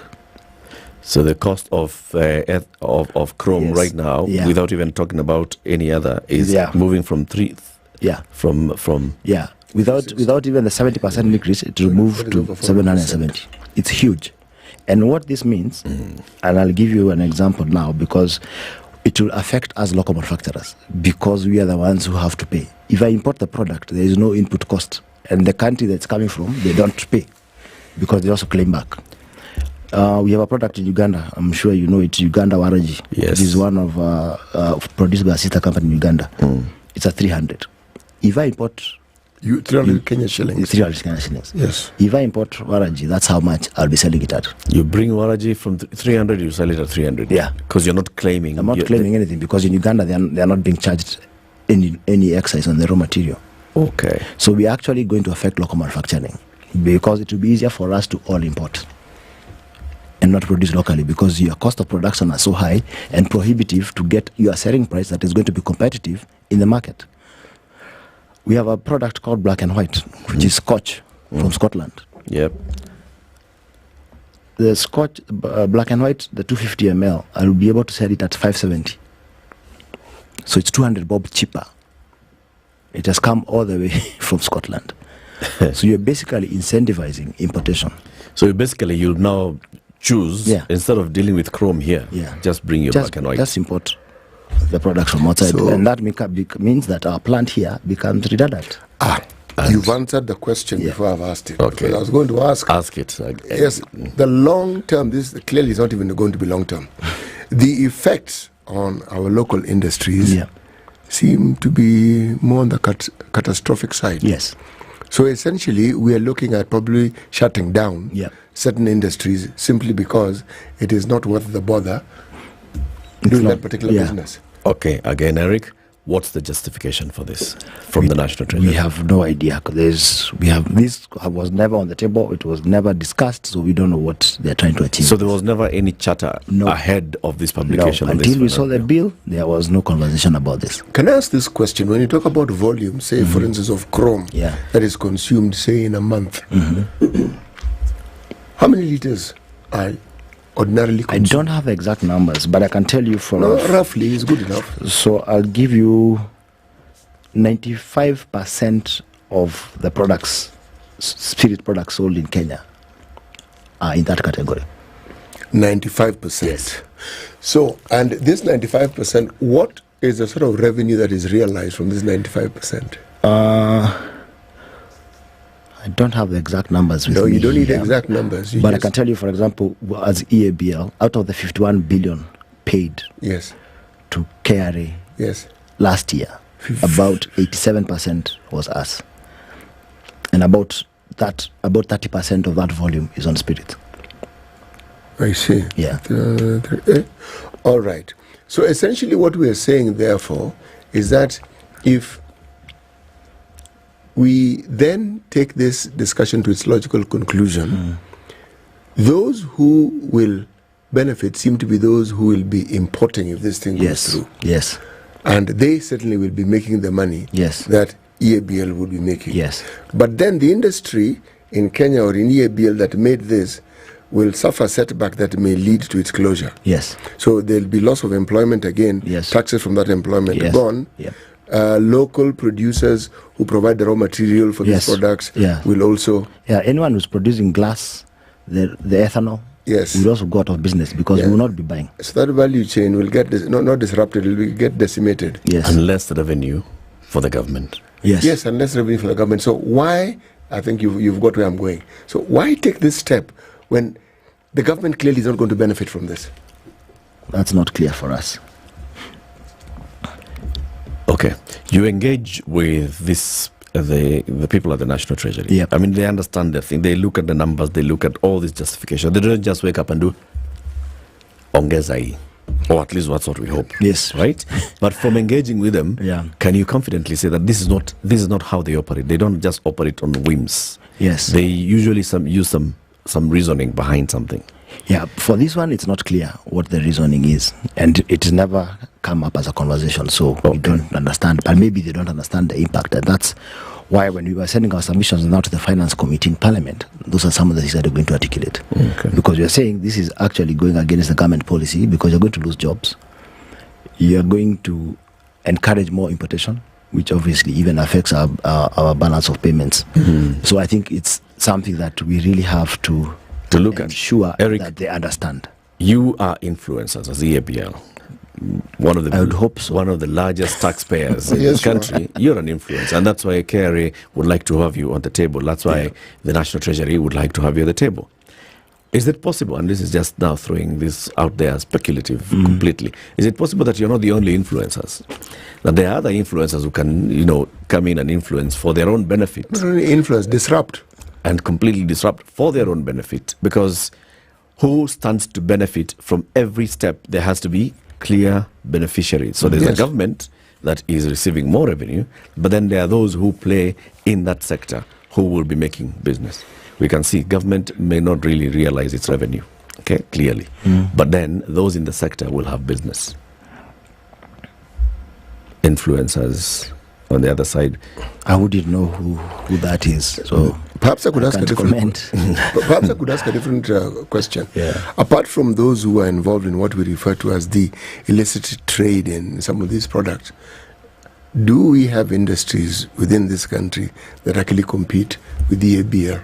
Yes, we do. We have significant competition. Yeah. And but is it a level playing field? It is a level playing field. Okay. And I think the proposal, especially this proposal, is going to affect all local manufacturers. So none of us is going to benefit from the other. Yeah. So why doesn't EBL just get into the business of importing then? And fire everybody. Close your factories. Since you have a bigger capacity. Ideally, we wouldn't want to do that because that means we'd have to let people go. If that is going to be the decision we make, which I think none of us wants to have brothers and sisters losing jobs from such a model. But I think with reason, I'm sure the parliamentary committee will look at this and probably see that it was not well thought out. I always have a challenge. I mean, why do we have to get all the way to the parliamentary committee? Yes, the person who is actually inserting this particular clause in the law. What's the reasoning behind it? Yeah. We haven't. That I cannot answer. But that's what we must question. It's a deep question. Yes. Okay. So basically we're saying if this goes through the way it is, so far the two issues that you've raised with us, okay, the issue of claiming back the input excise on the inputs and the other issue of the excise duty on per volume, right? Chrome moves from 300 shillings to 770 bob. Yeah. This is more than double the price. Hey. This becomes the target market, then cannot justifiably afford it. They can't afford it. So they move into other products. Yes. And those products that would be avoiding this kind of hefty taxation would be those that are sold kichini-chini, illicits, likely poisonous. Yeah. So this thing that we are dealing with as a government, we have decided we are going to deal with alcoholism as a problem in this country and fight illicit brew. We talk, but we are not doing. It's counterproductive. The proposal would be counterproductive to that initiative. Yeah. There must be some other good news, Bon, in that finance bill. I'm certain there is. Please tell us. Look for something that is uplifting. No, because the other one is, okay, this one, so last year, they introduced a proposal where we are required to pay excess within 24 hours. Yes. Of production. Yes. Of production, not of sale. Not even sale. Not of sale. It could be in the warehouse, but you've already paid the duty.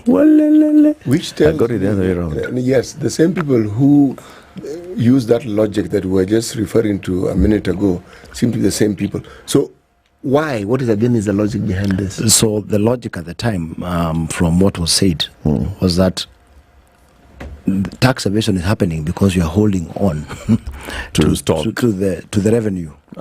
Because the previous system was we used to pay on the 20th day of the preceding month. Yes. So, for example, the sales that we made last month in April would account for them on 20th of this month. Yes. Which gives us time to do the reconciliation, because with a commodity like ours, it's quite complex in terms of logistics. So we have products that go out, then you find they are non-conforming, maybe the label has fallen off or something has happened to the product, so you have to be recalled.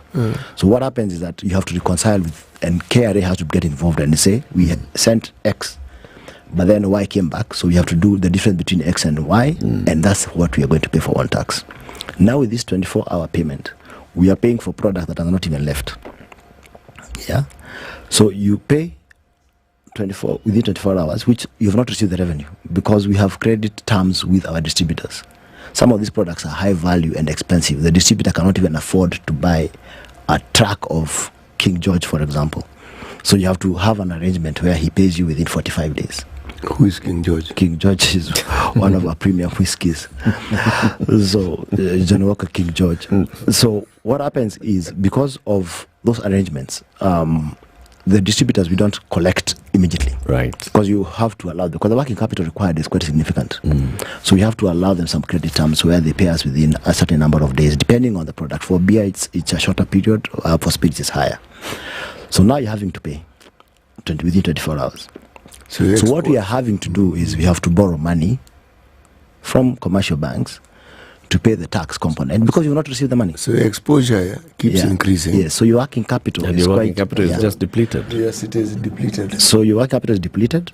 So instead of borrowing to invest, to expand operations, you are borrowing to pay taxes. Okay, so that was last year's proposal. Yes. What is this year's proposal? So this year they have tried to solve the problem, but it's not going to help us either way, because they're saying they're reducing now from 24, or increasing from 24 hours to 5 days. That 5-day cycle is still not enough, because, like I said, our arrangements are between 30 to 45 days. You know, we did ask for something cheerful. What you're saying is not cheerful.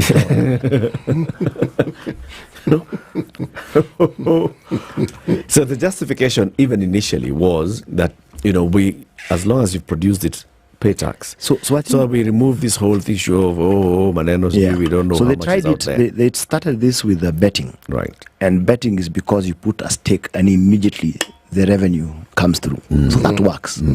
Because the revenue is coming through instantly. Yep. And you put a stake, you are putting money. You're putting money, and the tax is paid, and the betting company has collected the money, and they can transmit that money. But for commodities, it can't work, because the time which it takes from the product to leave the manufacturer to the consumer and be consumed, because it could be on the shelf, but it's not been consumed. So, and this tax excise is a tax paid by the consumer. So it has to come back to us for us to be able to collect it and remit it. So that's also a big impediment to our business. So it has increased our costs. Our finance costs have gone up significantly. And I think you might have seen when we're reporting our half-year results, one of the biggest issues is that. And it doesn't happen anywhere else in the world. It's only unique here. So that's the other thing that we want to bring us as an issue, that it needs to revert to what it was before, because that's the only way we can be able to invest to grow our business and create more jobs. What was it before, just to be clear? So it was, you pay on the 20th of the preceding month. Okay. Yeah. Okay. Yeah. In that year, you've had conversations again with the National Treasury. Yes. You have shown them the numbers, you've shown them your books, you've shown them, I mean, look at these banks. In fact, this bank has said, we are not even lending you anymore. We don't see hata sisi hatuna pesa. What did they say? What was the feedback? Well, you're now showing them Vituko ground. The feedback, you know, that when we do these proposals, you never get a response the way you know, it's not a conversation. You just get, so you get a blank stare. We've had you. We look into it. Are you telling me that when it comes to these matters, you guys don't have this public participation approach to these things, where you are the public and you're being asked to participate in this process? After all, we do. And Treasury doesn't produce alcohol. No, they don't actually. Their experience is in trying to come up with the legislation that ensures that they can collect money. Yeah. But an honest conversation with the person who actually produces whatever it is that you're saying, that gives us this money, don't you think it's important that you actually have Ideally, that should be the case. And like I explained even in my last visit here, about 50% of our revenue goes to government. And what we say is, because we are all joined at the hip, if we lose money, they lose money. Yeah, we should have a more strategic conversation and say, where do you want the tax policy to go? How much money do you expect to grow from this industry? And we can show you how, because we are the ones who are in the industry. You can even tell them how they can make more money. Yes. We contribute 87% of the excise from alcohol. So we are a significant player. No, you're very significant, actually. So we say, when we have data, we have consumer research, we know the trends. We can tell you where to fish. Yes, because you know exactly where the fish is. Yeah. So what we're dealing with here is something that seems to defy this logic. Because something has been proposed, and one can't seem to understand how it is it's going to help the government, to put it simply, or how it is that it's going to help the economy. Let me put it better, the economy. Yeah. Because if you have a proposal that seems to help bring about growth, then definitely you'll make more money. Yes. Yes. And for us, I think because of how integrated we are into the ecosystem, we have 47,000 farmers in Kenya alone. This is going to transcend to money getting to the pocket of the mwananchi. Because if we're able to grow the volume, you will, first of all, deal with the issue of illicit, because we need to reduce that 59% illicit I talk about. If we can reduce that to 30-20, that will be huge growth for government in terms of revenue. But more importantly is that the value chain benefits that go across, because you have all these farmers, they'll have to sell more to us. Yeah. In the last 10 years, we have lost about 30% of the beer volume. So that tells you we are probably not buying 30% of the crop that we'll be buying, because the volume has gone down. Obviously. Over 10 years. Over 10 years, from 2012. That's a huge drop. Yes. And so we're saying the value chain benefits, because we have distributors, we have transporters. All these people benefit from this ecosystem. Yep. All these people pay taxes. So whereas I am only giving you the number of excise, you can imagine how much is going on from a VAT perspective, pay as you earn. So the multiplier effect of the industry is quite significant. And that's the conversation I think we should be having. There's something else that we've been hearing those in industry and even experts talk about, that every year, so we don't seem to have a stable tax policy. That our tax policy is cyclical with the budget. So it's a budget policy plus tax policy combined. So as an investor, you come in and you're putting in a plant for manufacturing of alcoholic beverages. You don't know what you're going to be facing with next year. Yeah. And this has an impact on business, on the confidence of any investor in this sector. Yes. Why do you think this is so? I mean, I'm sure conversations about having a harmonious tax policy have taken place for many years. Yeah. I am sure about it. Yeah. Why does it never come to pass? I think we start from a point of we want to grow revenue, but we don't look at what is the best way to do it. And the point you bring out is quite a strong point, because if you look at our neighboring countries, and I always talk about a country like Tanzania, Tanzania tax policy takes 5 years to change. So you have stability over 5 years and you know what's going to happen. Investment in our sector is quite steep. As in, to put up a brewery, you are talking about something not less than $100 million. If I'm going to put in $100 million, that's about 13 billion. I need to know how quickly will I be able to recover that money. Because if I'm taking a loan to finance that, I need to know how quickly it can recover. Yeah. Until last year, we've been having tax increases every year. It's only last year that we got a breather. And what has happened is that with those increases, then they are all over the place. There's 5%, there's 10%. There's a year we had 2 increases in 1 year. So if I try to put a business case to put a new brewery in Kenya, you'll be asked, okay, show me the numbers. What's the business case? Yep. And if I show the trends for the last 10 years, the graph is up and down. So no one wants to invest in such a situation, because you are not certain that you will recover the money in the period that you expected to get the money. And we keep saying, and maybe that's one of the good things that's coming out also from the direction the National Treasury is taking, is that they want to have 3-year, 5-year cycles. And maybe but you don't know what's going to happen next year. But we hope that that's the process that we are going to go through. And I think for the first time, the work that they have done even on this research is basically just understanding what's happening in the market and what we need to do.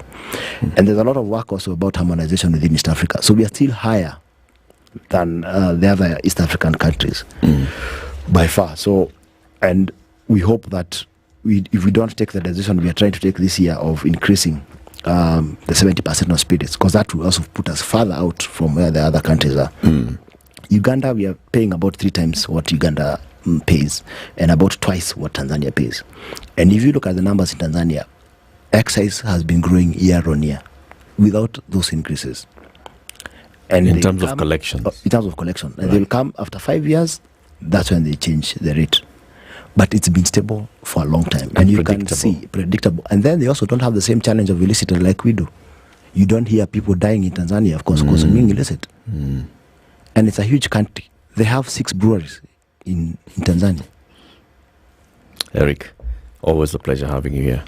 Let's keep talking. We'll invite you again once we hear back from, the Finance Committee. I think we should also be hearing from the National Treasury. That's the one thing that happens in this cycle. The National Treasury takes this bill to Parliament and they sit back as if they don't even own that baby. It is their baby. They should be coming out to tell us why this baby is black when the parents are white.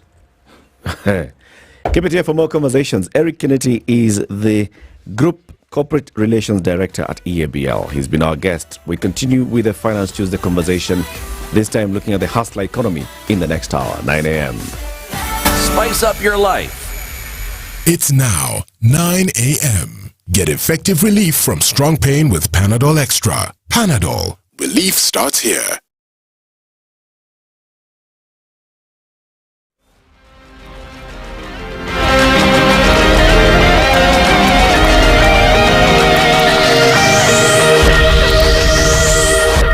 Good morning. This is the News Wire. I'm Leah Ubaga. President William Ruto has emphasized that paying taxes is the best way for Kenya to strengthen itself economically without relying on requesting for loans from developed nations. Addressing Kenyans living in the United States in Atlanta, Ruto urged Kenyans to cooperate with the government to strengthen the economy by paying taxes. Tafadhali, you people who have a payslip here, payslip yenu iko na mlolongo ya taxes ama hakuna? Na ni fupi ama ni mrefu? Alafu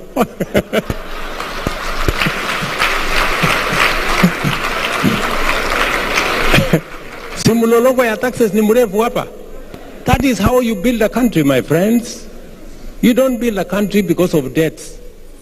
Ati kukopa hapa na kukopa pale. You build your country using your own taxes.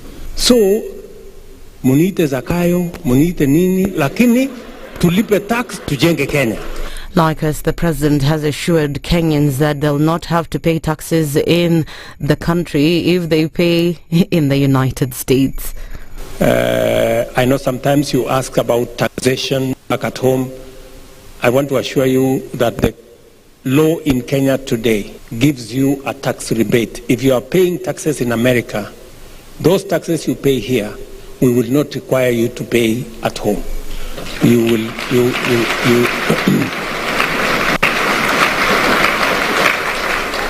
because we do not want to tax a Kenyan twice. If you have paid here, you cannot pay there. Ruto is in the U.S. for a 4-day visit. And President William Ruto has invited leading health training institutions in the United States to create exchange programs for Kenyan students to boost research in the health sector. During an address at the U.S. Center of Disease Control headquarters, Ruto called upon institutions such as Philadelphia-based Perlman Center of Advanced Medicine, Johns Hopkins, Harvard, Columbia, Duke, and Emory universities to create exchange programs with local universities. Now, the lack of vaccinations across public hospitals has left many children at risk of contracting various diseases. The shortage has been attributed to the government's move to reduce the vaccination budget from 2.6 billion shillings to 2 billion shillings. Actually, kuna moja tu alienda Parkera akapata tu ya 2.5 akapata tu shindano moja, so akapata ingine mpaka saa hii. So anakuja tu nyumbani anangoja next month kama itakuwa tena. We do not have the tetanus, diphtheria vaccine and the oral polio vaccine, but currently we are also running low or running short on other vaccines. For example, the rota vaccine, the BCG, and other vaccines that we have in limited stock currently. The Council of Governors, led by Baringo County Governor Benjamin Cheboy, says the government's failure to increase funds to buy vaccines will lead to the suffering of children born from low-income families. We as a Council of Governors are appealing to the relevant department, particularly in the National Vaccines Institutes, to be able to produce and distribute some vaccines in good time so that our children, the lives of our children is not compromised. Learning activities in public junior secondary schools has been paralyzed for the second week now after their teachers went on strike. Demonstrating in various counties, the teachers have vowed not to return to work until the Teachers Service Commission hires them on a permanent contract. The CBC is going to fail. it's going to fail if he's not going to pay as well. So he must confirm us and pay us the money that we deserve. Teachers in this country, we are not lesser citizens. We are citizens like others. The issue that they are saying, there is no money in Kenya. Why are they now putting budget to refurbish the office of the deputy president? They're refurbishing with a lot of money, and they're saying that they don't have money to pay us. We want to tell them that there are children that are in school. If they are not going to pay us, walimwengu itawafunza. That's the news wire. I'm Lao Ubaga.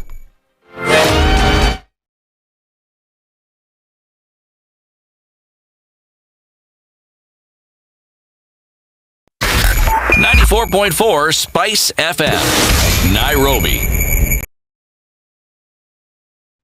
All right. So it's starting to look a bit better. So you remember the issue earlier was on Wangari Maathai Avenue, Wangari Maathai Road heading into Westlands. That one is still there. The junction of Limuru Road has cleared up into Second Parklands Avenue, First Parklands and Ombaso Road. That's okay. Into Westlands Road, it's looking very busy as you approach the Sarit Center. It's no longer around about the Sarit Center area, okay? Which also then impacts Spring Valley coming all the way from the Ngesha Road. This is on Lower Kabete Road coming towards Westlands. It's busy. And then also you have issues on Wayakiwe and Red Hill Road coming into town. You also have very, very big issues on James Geshuru Road all the way into ABC Place. That's looking busy. Westlands heading in towards town. As you get onto the Nairobi Expressway in Westlands, it's looking busy. And then Kenyatta Avenue from All Saints Cathedral all the way down, and also Valley Road coming down towards town. In fact, the traffic begins at Ralph Bunch Road heading towards town. Busy this morning. The other side, Ngong Road, is also looking busy. So basically now the traffic is concentrating around the areas of heading towards town. Bunyala Road, just be patient if you're on it.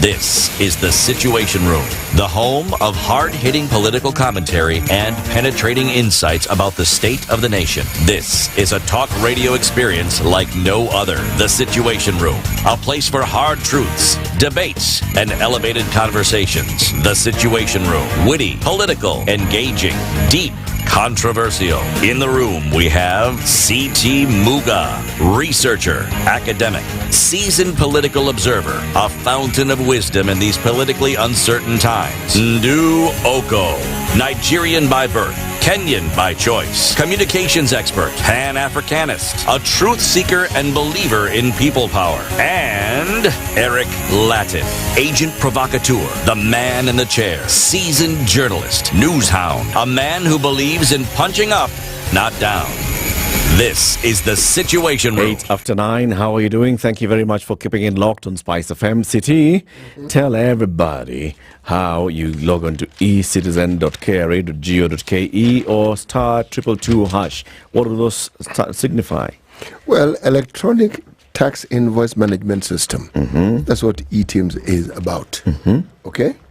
Very simple requirement when it comes to matters of invoicing. Okay? Now, for you to be compliant, once you've understood that the US's decode,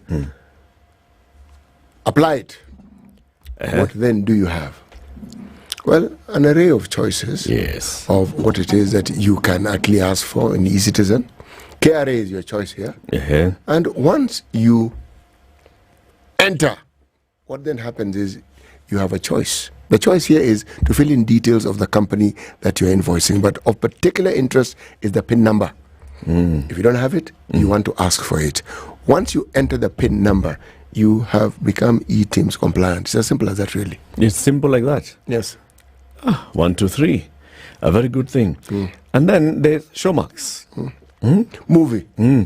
Yes, whether it's football, it's a movie. Movie, football. Whether it is a documentary, it's a movie. Movie, documentary. Whether you are watching a show that deals with restoring ancient cars, it is a movie. Whether you are watching a series, it is a movie. But there's a particular one. A Kenyan tycoon. Yes. Makes money. Yes. Makes money. 30 years down the line. Then he's conned.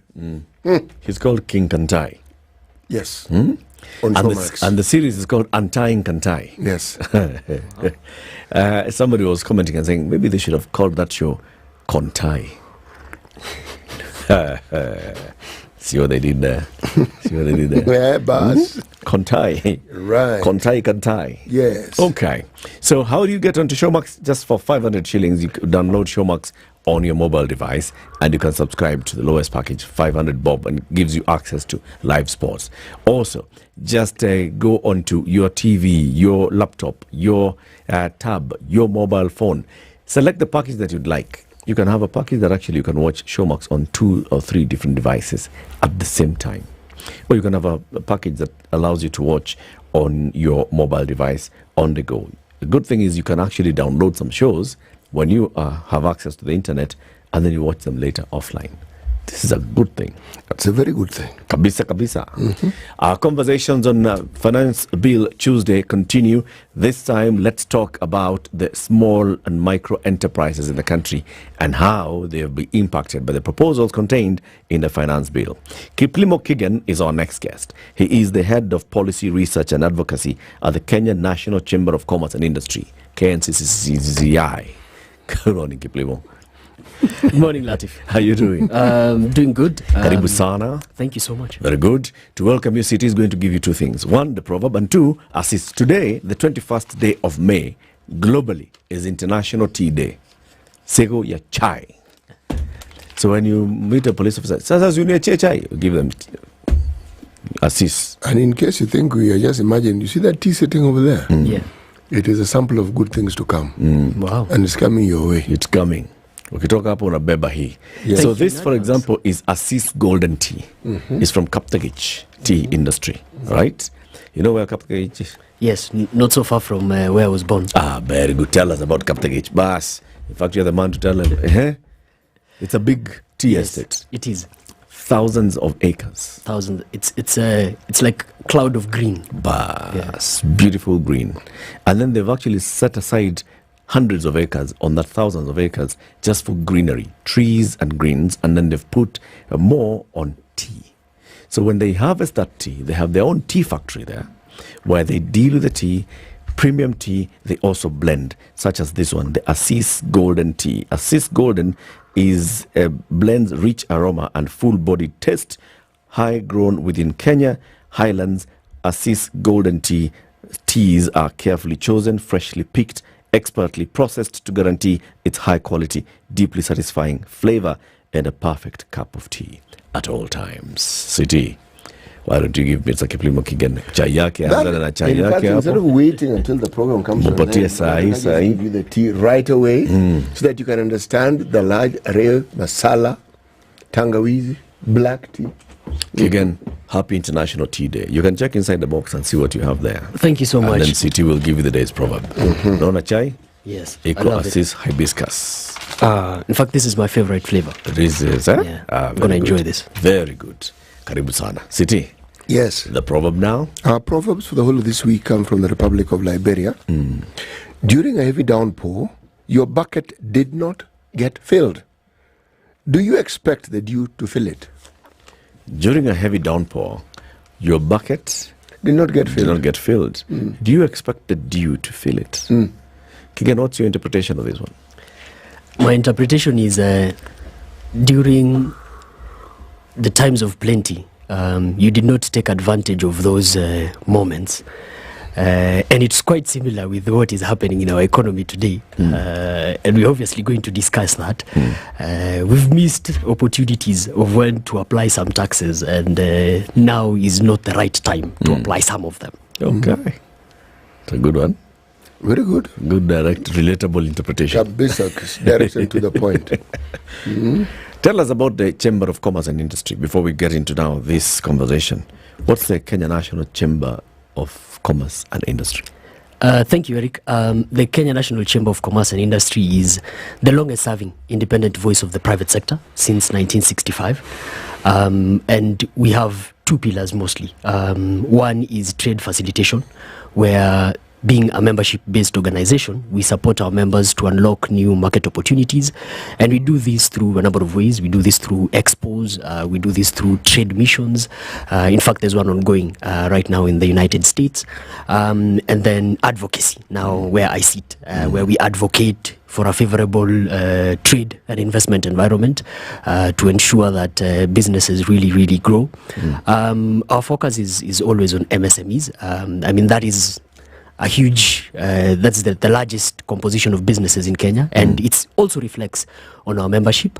The gentleman who was sitting on this chair just before me is one of my valuable members. So we do have members across the board from all sectors and all sizes, from sole proprietors, border operators, to multinationals, but then MSMEs are the majority. Okay. So MSMEs are expected to be the largest contributors of revenue to government through tax, right? And we've seen the government over time trying to see how they can target MSMEs to bring them into the tax bracket and also to collect more from MSMEs. So there's an issue of compliance, of widening the tax bracket and making sure that then MSMEs are able to contribute to the national kitty. And then there's the issue of adding new tax measures that are specifically targeting MSMEs. Which of those two are we seeing in the last couple of years? In last year's budget, in this year's finance bill proposals? To be quite frank, there's been very little effort in expanding the tax bracket. Really? And more about deepening the existing tax structures that we have, where you see increase in taxes and not necessarily the expansion of the tax bracket. And what I mean is this. So right now you have majority of our MSMEs are in the informal sector, right? And what I mean by the informal sector is they're actually not registered as businesses. So you might find that they have that business county registration ya kanjo, but in real sense it is the company registration certificate that is viewed as formal registration. Then you get a KRA pin for the business. Many people have their personal ones, but this is for the business. So you are registered under those lines. But then majority of MSMEs are in the informal sector, so they are not registered. So when they walk into financial institutions, they come across the challenge of access to financing. But then the question has always been, how do we formalize the informal sector? How do we bring in this group of businesses that are not registered to become registered so that they can start paying taxes, so that they get the tax certificate and they go into the formal system of paying taxes? Now, one of the barriers to that has been the fear and the perception around the taxman. That is actually a valid concern. And I'll give you an example. People fear that guy called Kerry. Exactly. But you've heard me say that very many times. Kerry. Okay. Very feared. So, and I mean, at the Chamber of Commerce, I have engagements with KRA quite a lot. Even when my members have issues, we try and address it together to try and bring, because our members have bestowed a lot of trust on us. So we get to engage the Revenue Authority and see how we can work things about. But just to give you an example, one of my members who happens to be in the meat and meat processing subsector, and they actually export. So what happened with the e-teams registration is that 40% of their farmers said, now us, we are better off supplying to these brokers who are just next door as opposed to supplying to you. Even if we're going to lose a little bit on the price, it's okay as long as they don't sign up on e-teams, just because of that fear. That is what is one of the barriers towards the formalization. Is that fear justified? Yes, the fear is justified. How? And we talk about about 3 weeks ago, we paid a courtesy visit to the Commissioner General. And we talked about KRA A and KRA B. KRA A is what you see, is what you see on the website and in their good officers. But then KRA B is what you find with some of their officers as well, where you find and we've actually mentioned this more than once about the unfriendliness of Revenue Authority officers, to an extent where I have some of my members who and some businesses that I've talked to, when they see revenue officers coming in, they close the shops and they say, I don't know who owns this shop. Don't know. Just because of that fear. Is it born out of experience? I think it's a part of it is born out of experience, and a part of it is informed by the perception and the narrative. Perception and narrative. Correct. And what is this narrative? So the narrative that that the taxman is unfriendly, can impose punitive taxes on you. Yeah. But then again, now the reality, surely. Is the taxman really that? So one of the things that I always like to create a distinction with, and even when I talk to businesses, is that KRA actually doesn't make the laws. The laws is made in a building not so far from there, in Treasury and the National Assembly. For example, case in point, this proposal of 2 million tax in a month if you don't, for non-compliance with e-teams. Now, let me give you some perspective, CT. We have a quarterly survey known as the Kenya National Chamber of Commerce Quarterly Business Barometer. And this research, what it does is that it gives forward-looking data, because there's a lot of backward-looking data. So it measures expectations of businesses on what is coming in the next quarter. So for Q2, the quarter that we are in, this survey went out to all businesses, members and non-members of the chamber, businesses of all sectors and all sizes, formalized, non-formalized, registered or not.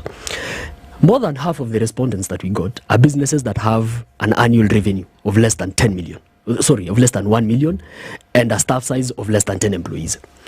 So if you are having a penalty of 2 million in a month, and that is twice what I make in a year as revenue, then it's better that you just take this business. I mean, that is like saying, I mean, and just to give some perspective, the penalty if you pay your VAT, if you remit your VAT late or your excise, it's about 5% of the tax that you're supposed to pay and 1% interest per month. So this one is 2 million in a month. And then, I mean, for employees, supposed to file your tax returns by the end of next month, right? And the penalty for that is about 2,000 bob if you don't do it. So should we say now that if Muga hasn't filed his tax returns, then he goes to death row? Because this is the death row equivalent for businesses.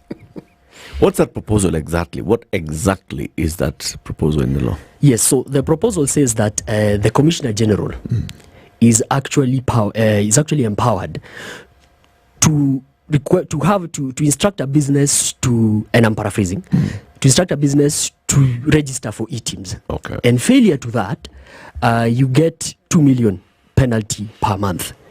Now, for the record, I am actually for e-teams.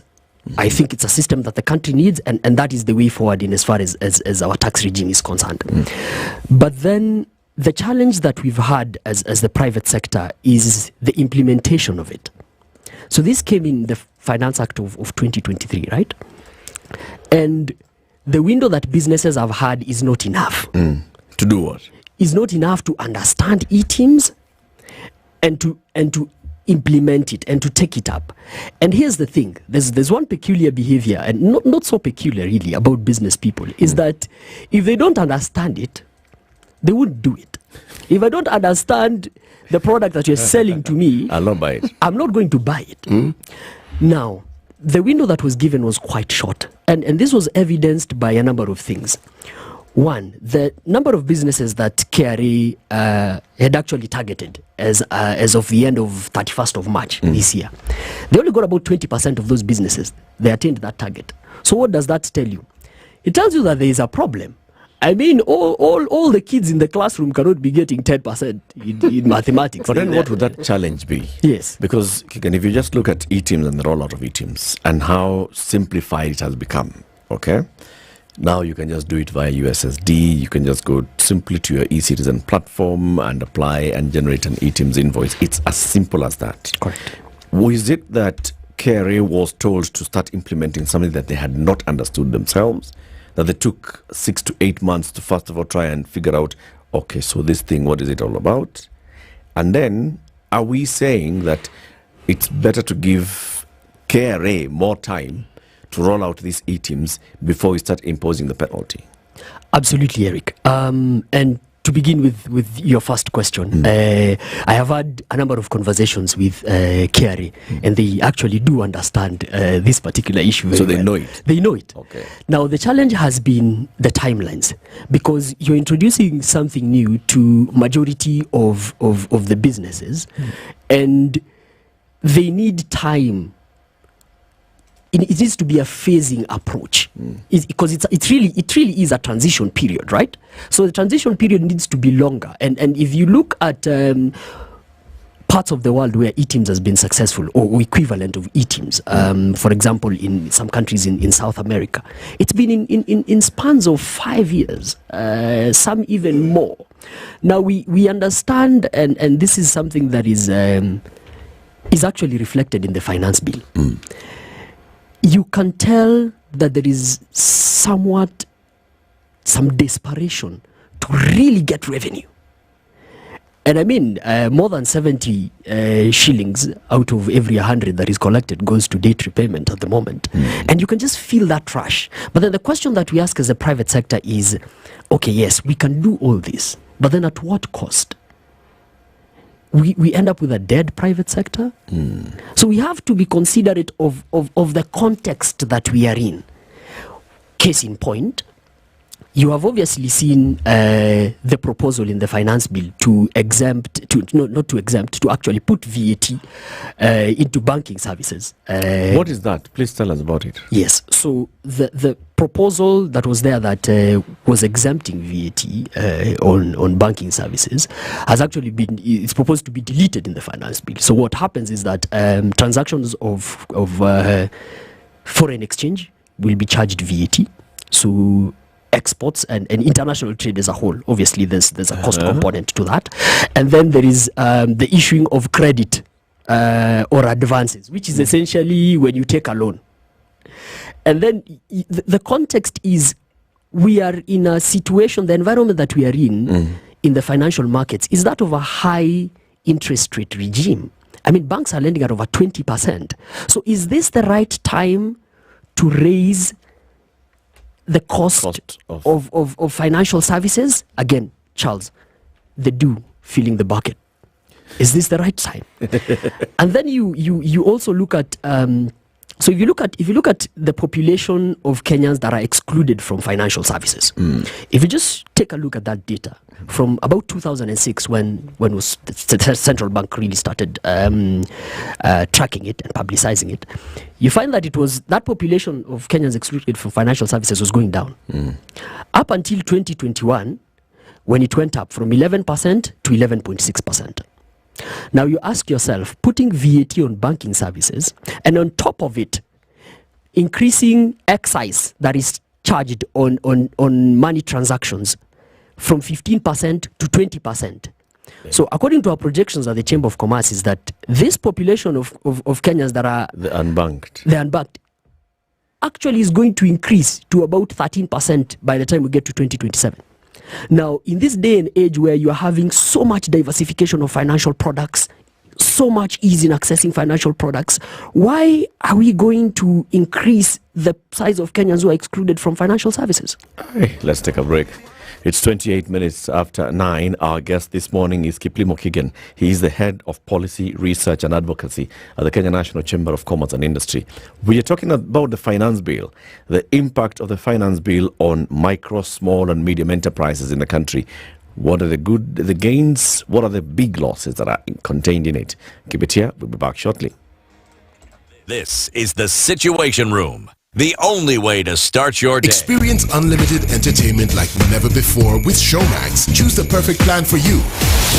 Whether you prefer to watch on multiple devices or exclusively on your mobile. With Showmax, you can enjoy a wide range of local and international series, movies, kids shows, and more. Don't miss out on our exclusive Showmax Premier League plan. Greenwood had a pop, Woodman's felt it, and guess who's there? Offering live matches, highlights, and exclusive fan content. Ready to take your entertainment to the next level? Shika Showmax. Kenya Revenue Authority KRA reminds all business owners, including those who are not registered for VAT, to electronically generate and transmit their invoices to KRA via eTIMS. Did you know you can now register and generate eTIMS invoices by dialing *222#? Visit www.kra.go.ke to register and learn more about eTIMS and start invoicing your transactions today. The general public is also encouraged to request for an electronically generated receipt with every purchase. Vuka eTIMS leo. Kenya Revenue Authority. Tulipe ushuru, tujitegemee. The weather with Spice FM. Warming up in Nairobi, currently 19 degrees, and expect a sunny day, highs of 23 and lows of 15. Mombasa, mostly cloudy at 28. Malindi, cloudy at 29. Kisumu, sunny at 25. Nakuru, 19 and sunny. Nyeri, 20 and sunny. And then we have Kakamega, mostly sunny at 24. Eldoret, cloudy at 19. Kampala, 23 and sunny. Kinshasa, 24 and sunny. Dar es Salaam, mostly cloudy at 26. Sunny day in Addis Ababa at 21. Mogadishu, sunny at 31. Lagos, mostly sunny at 28. Johannesburg is actually sunny now at 16. They're getting into the winter season in Johannesburg. In Paris, mostly cloudy at 12 with a thunderstorm warning. New York is clear at 15. London, cloudy at 12. And Beijing, sunny at 27. Do you have the passion, the interest to talk? 0724 468 468. The Standard Talanta Academy. Kenya Revenue Authority KRA reminds all business owners, including those who are not registered for VAT, to electronically generate and transmit their invoices to KRA via eTIMS. Did you know you can now register and generate eTIMS invoices by dialing *222#? Visit www.kra.go.ke to register and learn more about eTIMS and start invoicing your transactions today. The general public is also encouraged to request for an electronically generated receipt with every purchase. Vuka eTIMS leo. Kenya Revenue Authority. Tulipe ushuru, tujitegemee. This season, we're celebrating the heartbeat of every family. Moms. Treat mom to an unforgettable shopping experience at Sarit, her ultimate shopping destination. Discover a wide array of gifts across various categories that cater to every mom's taste. Earn and redeem points with our Sarit loyalty app. Enjoy prepaid parking and snag gift vouchers. Plus, don't miss out on picking up your Mother's Day coloring card at customer care this month. Share your creations and tag us on @SaritYourCity. Visit www.sarityourcity.com for more details. Join us for Sarit's exclusive Mother's Month celebration. Don't miss out.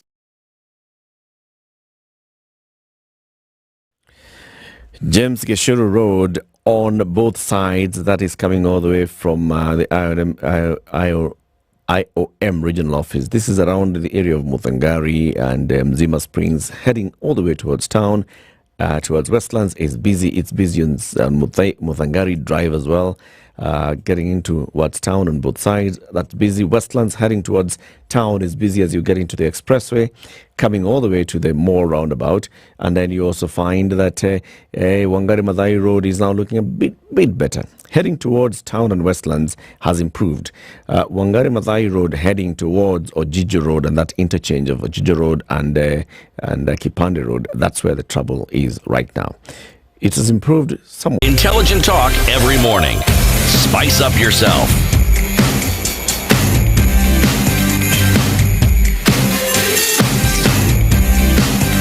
Mornings done right. 94.4 Spice FM, Nairobi. Our conversation continues. The Finance Bill Tuesdays. We've started today. We'll be having them every Tuesday until we get to the budget completion and the budget cycle begins. The next one. Kiplimo Kigan is the head of policy, research and advocacy at the Kenya National Chamber of Commerce and Industry, focusing a lot on advocacy for the MSME sector in the country. The impact of the Finance Bill proposals on MSME is, number one, that proposal to impose a penalty of 2 million shillings per month for any organization, any company that does not comply with ETIMS. That one, surely, that is just killing them. The other one of putting more costs, VAT and excise duty going up on banking services, that makes banking more expensive. So it just pushes you away from it. It pushes you from even going for credit for the financial institutions, because every time you have that transaction, it's cooling your money. Is there any good thing? Yes, there are a number of good things that we welcome as the private sector. One of them is actually making some of the deductions tax allowable. For example, the social health, the affordable housing, the deductions. So that's going to ease. It's going to ease the disposable income for citizens, for employees. But those were allowed even in the current existing Finance Act, isn't it? No, remember there was a component where they were charging gross. For example, even the social health, where it was a certain percentage of the gross salary. So at least now it will be deducted after the payee is priced in. Okay. So that's going to ease a little bit of the burden. We're also seeing the advanced price agreements, which is very important for businesses, particularly who do trade across the different countries and have subsidiaries. So the advanced price agreements is going to shield businesses from the annual price audits that the Revenue Authority does, puts in a bit of stability on that front. But even just going back a little bit on that point of VAT on banking services, for small businesses, so essentially what it means is that VAT will be applied when you're taking a loan, because it's advances or credit, which is essentially a loan. Now, as a bank, what do I do? Because in the event that there's a default, and currently across the market, it's about 15% of all loans that are issued are defaulted, right? I will then not be able to recover these particular tax that I might pay up front. So what happens? Then maybe I am incentivized to lend more to people who have collateral. So I do more of secured lending than unsecured. Now the question then becomes, who are the people with collateral? Do MSMEs have collateral? They don't have collateral. Majority of them don't have collateral. So then that affects MSMEs. So you're locking them out of the credit market. Absolutely. Okay. The question that we had asked Eric Kennedy from EABL in the previous hour is, for a long time, people have been advocating for a predictable tax regime in the country and saying, can we have a tax policy that anybody can look at and see, so this is the tax policy for the country for the next 2, 3, 4, 5, 10 years, whatever period, but then it's something predictable. And in this country, what we see is that every new budget policy appears to be that tax policy as well. What's the impact of that? So the impact of that, Eric, is allow me to demonstrate to you. At the Chamber of Commerce, we do a lot of trade missions, both inbound and outbound, where we go to other countries. We look for business opportunities for our members, and other chambers of commerce and our counterparts come in with businesses, business people, and investors alike. Now, more often we are hearing that the concern about the predictability of our tax regime from international investors. So that is limiting our FDIs. And even at the local level, in the barometer report that I mentioned earlier, we asked businesses, what are some of the issues that would affect your performance in the second quarter?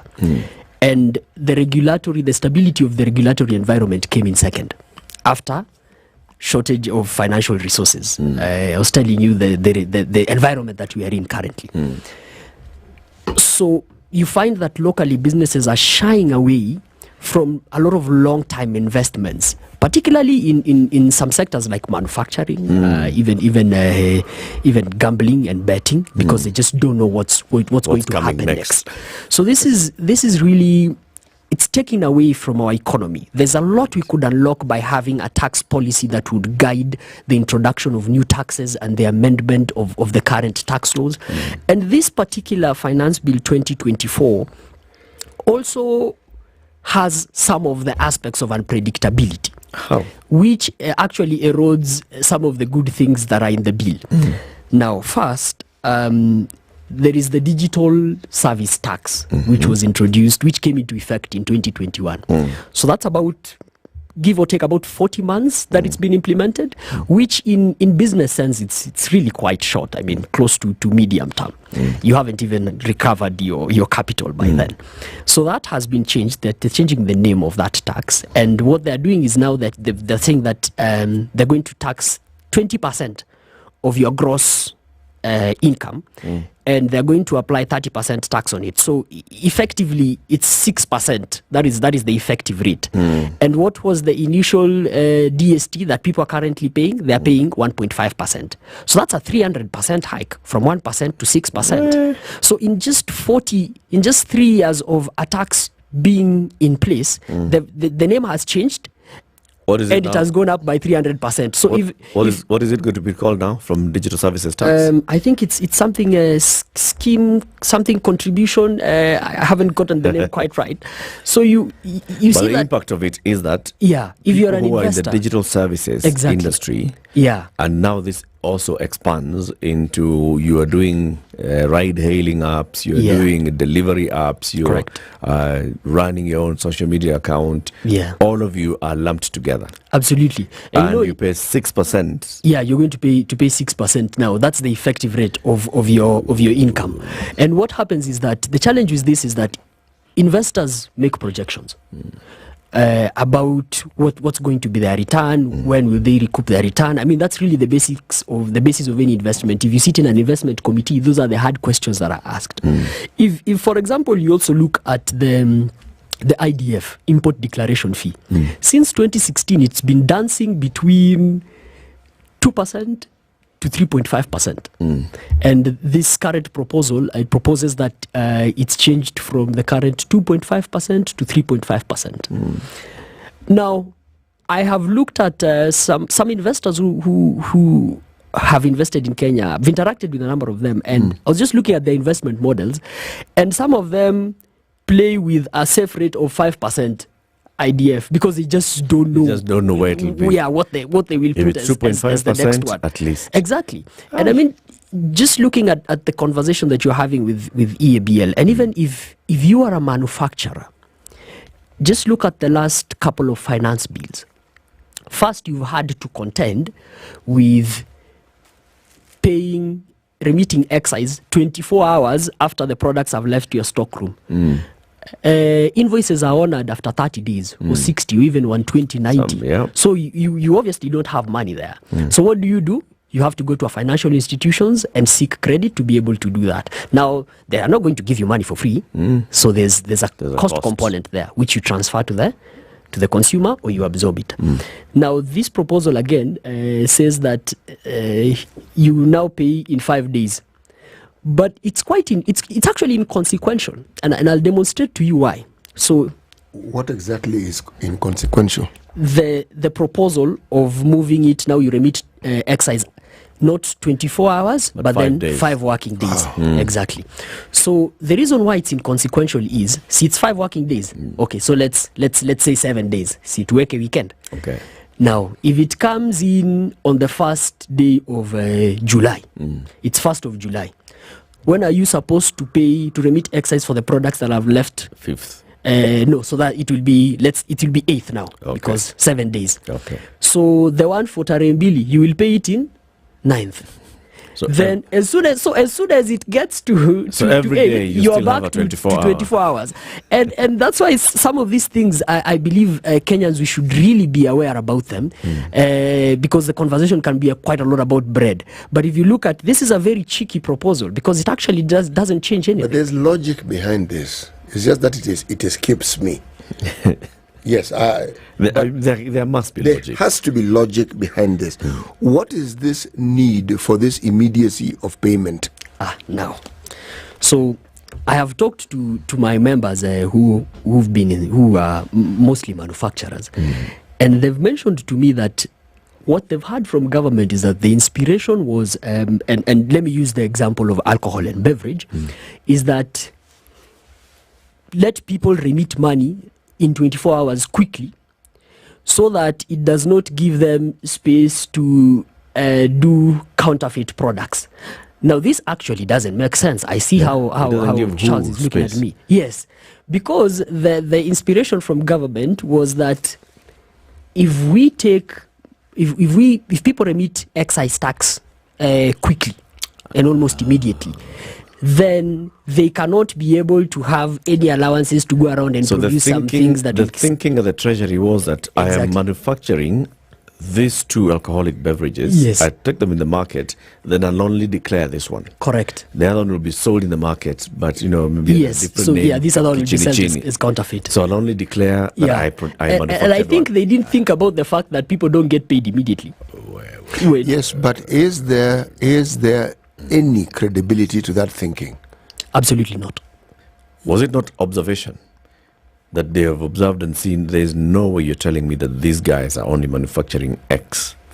Maybe they're manufacturing X plus 10, but only declaring the X, and the 10 goes in as grey products, and we can now lump it up and say, these are counterfeits, these are illicits, these are and it's these other people who are selling, but it's you who manufactured and took it to the market. So let me tell you why that is not the case. Okay. If you're a manufacturer, one of your biggest enemies, in fact your sworn enemies, are people who sell counterfeit. For example, if you look at the cigarette market, about 25 to 30% of the products that are in the country are actually counterfeit. And these counterfeit are manufactured... I'm going to ask you the same question I asked earlier. Correct. Counterfeit means what exactly? Okay, yes. So counterfeit means a number of things. One, it's not produced by the person who it's written it's produced by. Okay. And it could come from... Eric mentioned the issue of porous borders. So it could be produced somewhere else, and then it's brought into the country through the porous borders. And there are some techniques. You heard about Outer Ring Road and Kariobangi Light Industries, where products actually look, you can't even make a distinction unless maybe you take it to the laboratory. Yeah. So the manufacturers, their sworn enemies are counterfeit people because they're stealing their market share. Okay, but let me ask the question.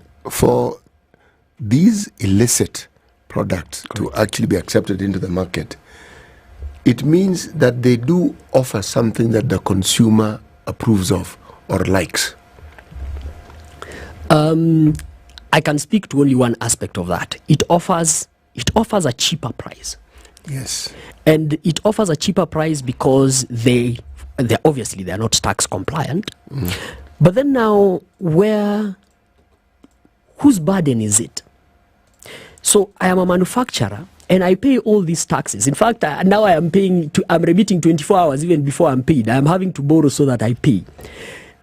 I mean, the government has the obligation, because you're collecting my taxes. Why don't you put in efforts to address this counterfeit and illicit stuff? Because it is making you lose revenue. Remember? Yeah. Because they're not paying taxes. I see. We are, in this discussion, there seems to be an underlying assumption that the enactment and the practice that we speak of is conducted by people who are outside government or by people who have connections within government. You can't talk about a growing enterprise that is outside the law and you claim for a single second that the law does not know about it. That's why I asked about the benefit and those who benefit from it, because if the benefit is large enough, then that web will cover very many individuals, of course, at the cost of the government. Absolutely.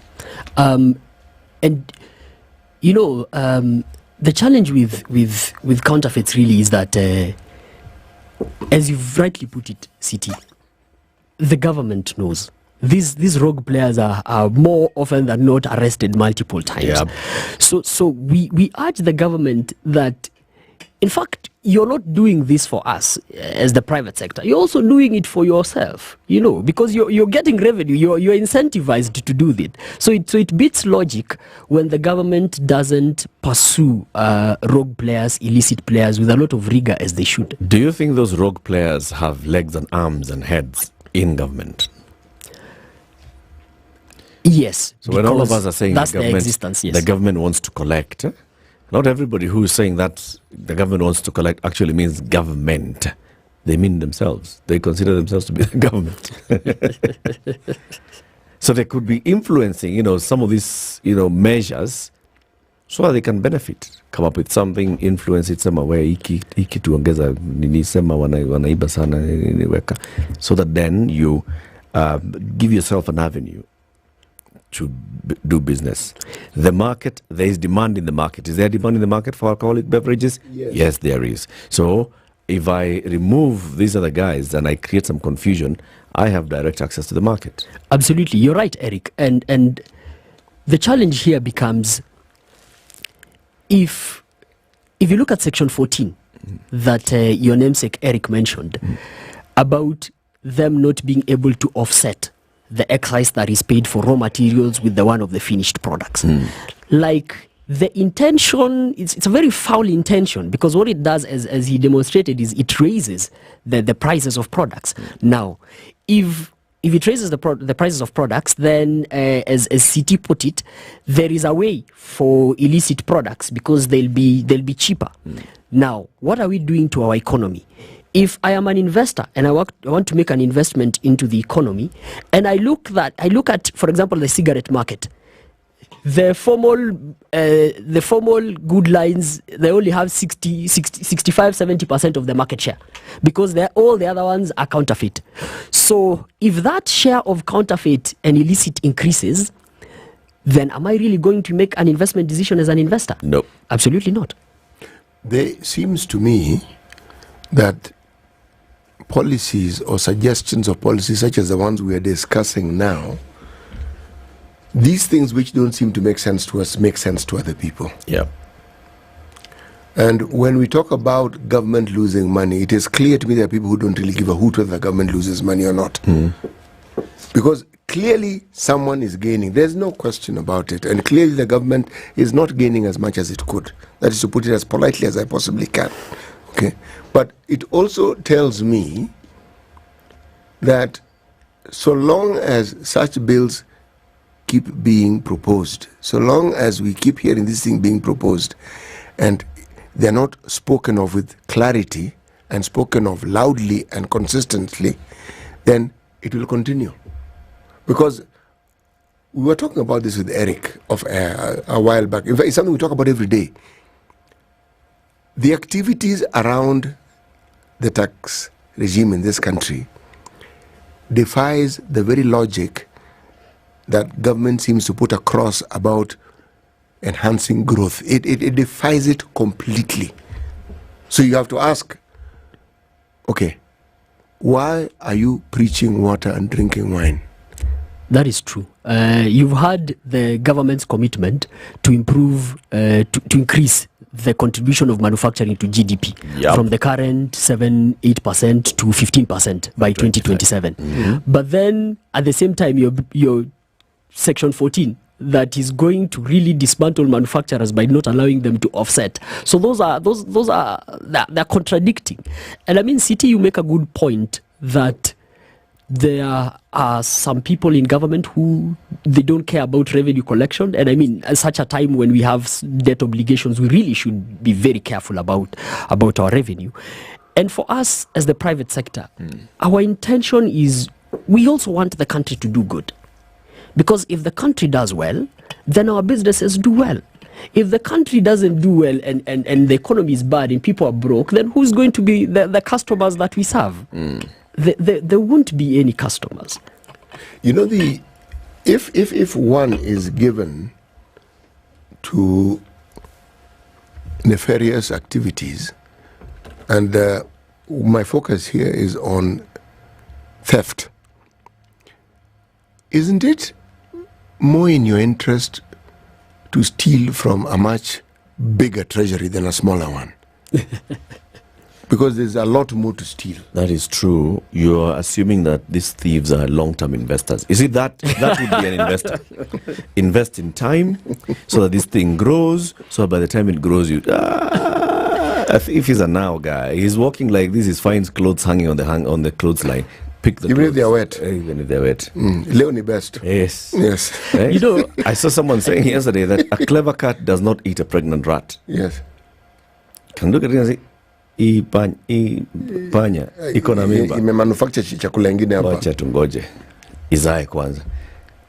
The cats we have in Kenya, rat, pregnant, fat, eat. I mean, I would not want to agree with CT about stealing in a bigger or smaller treasury. I think they shouldn't be stealing either way.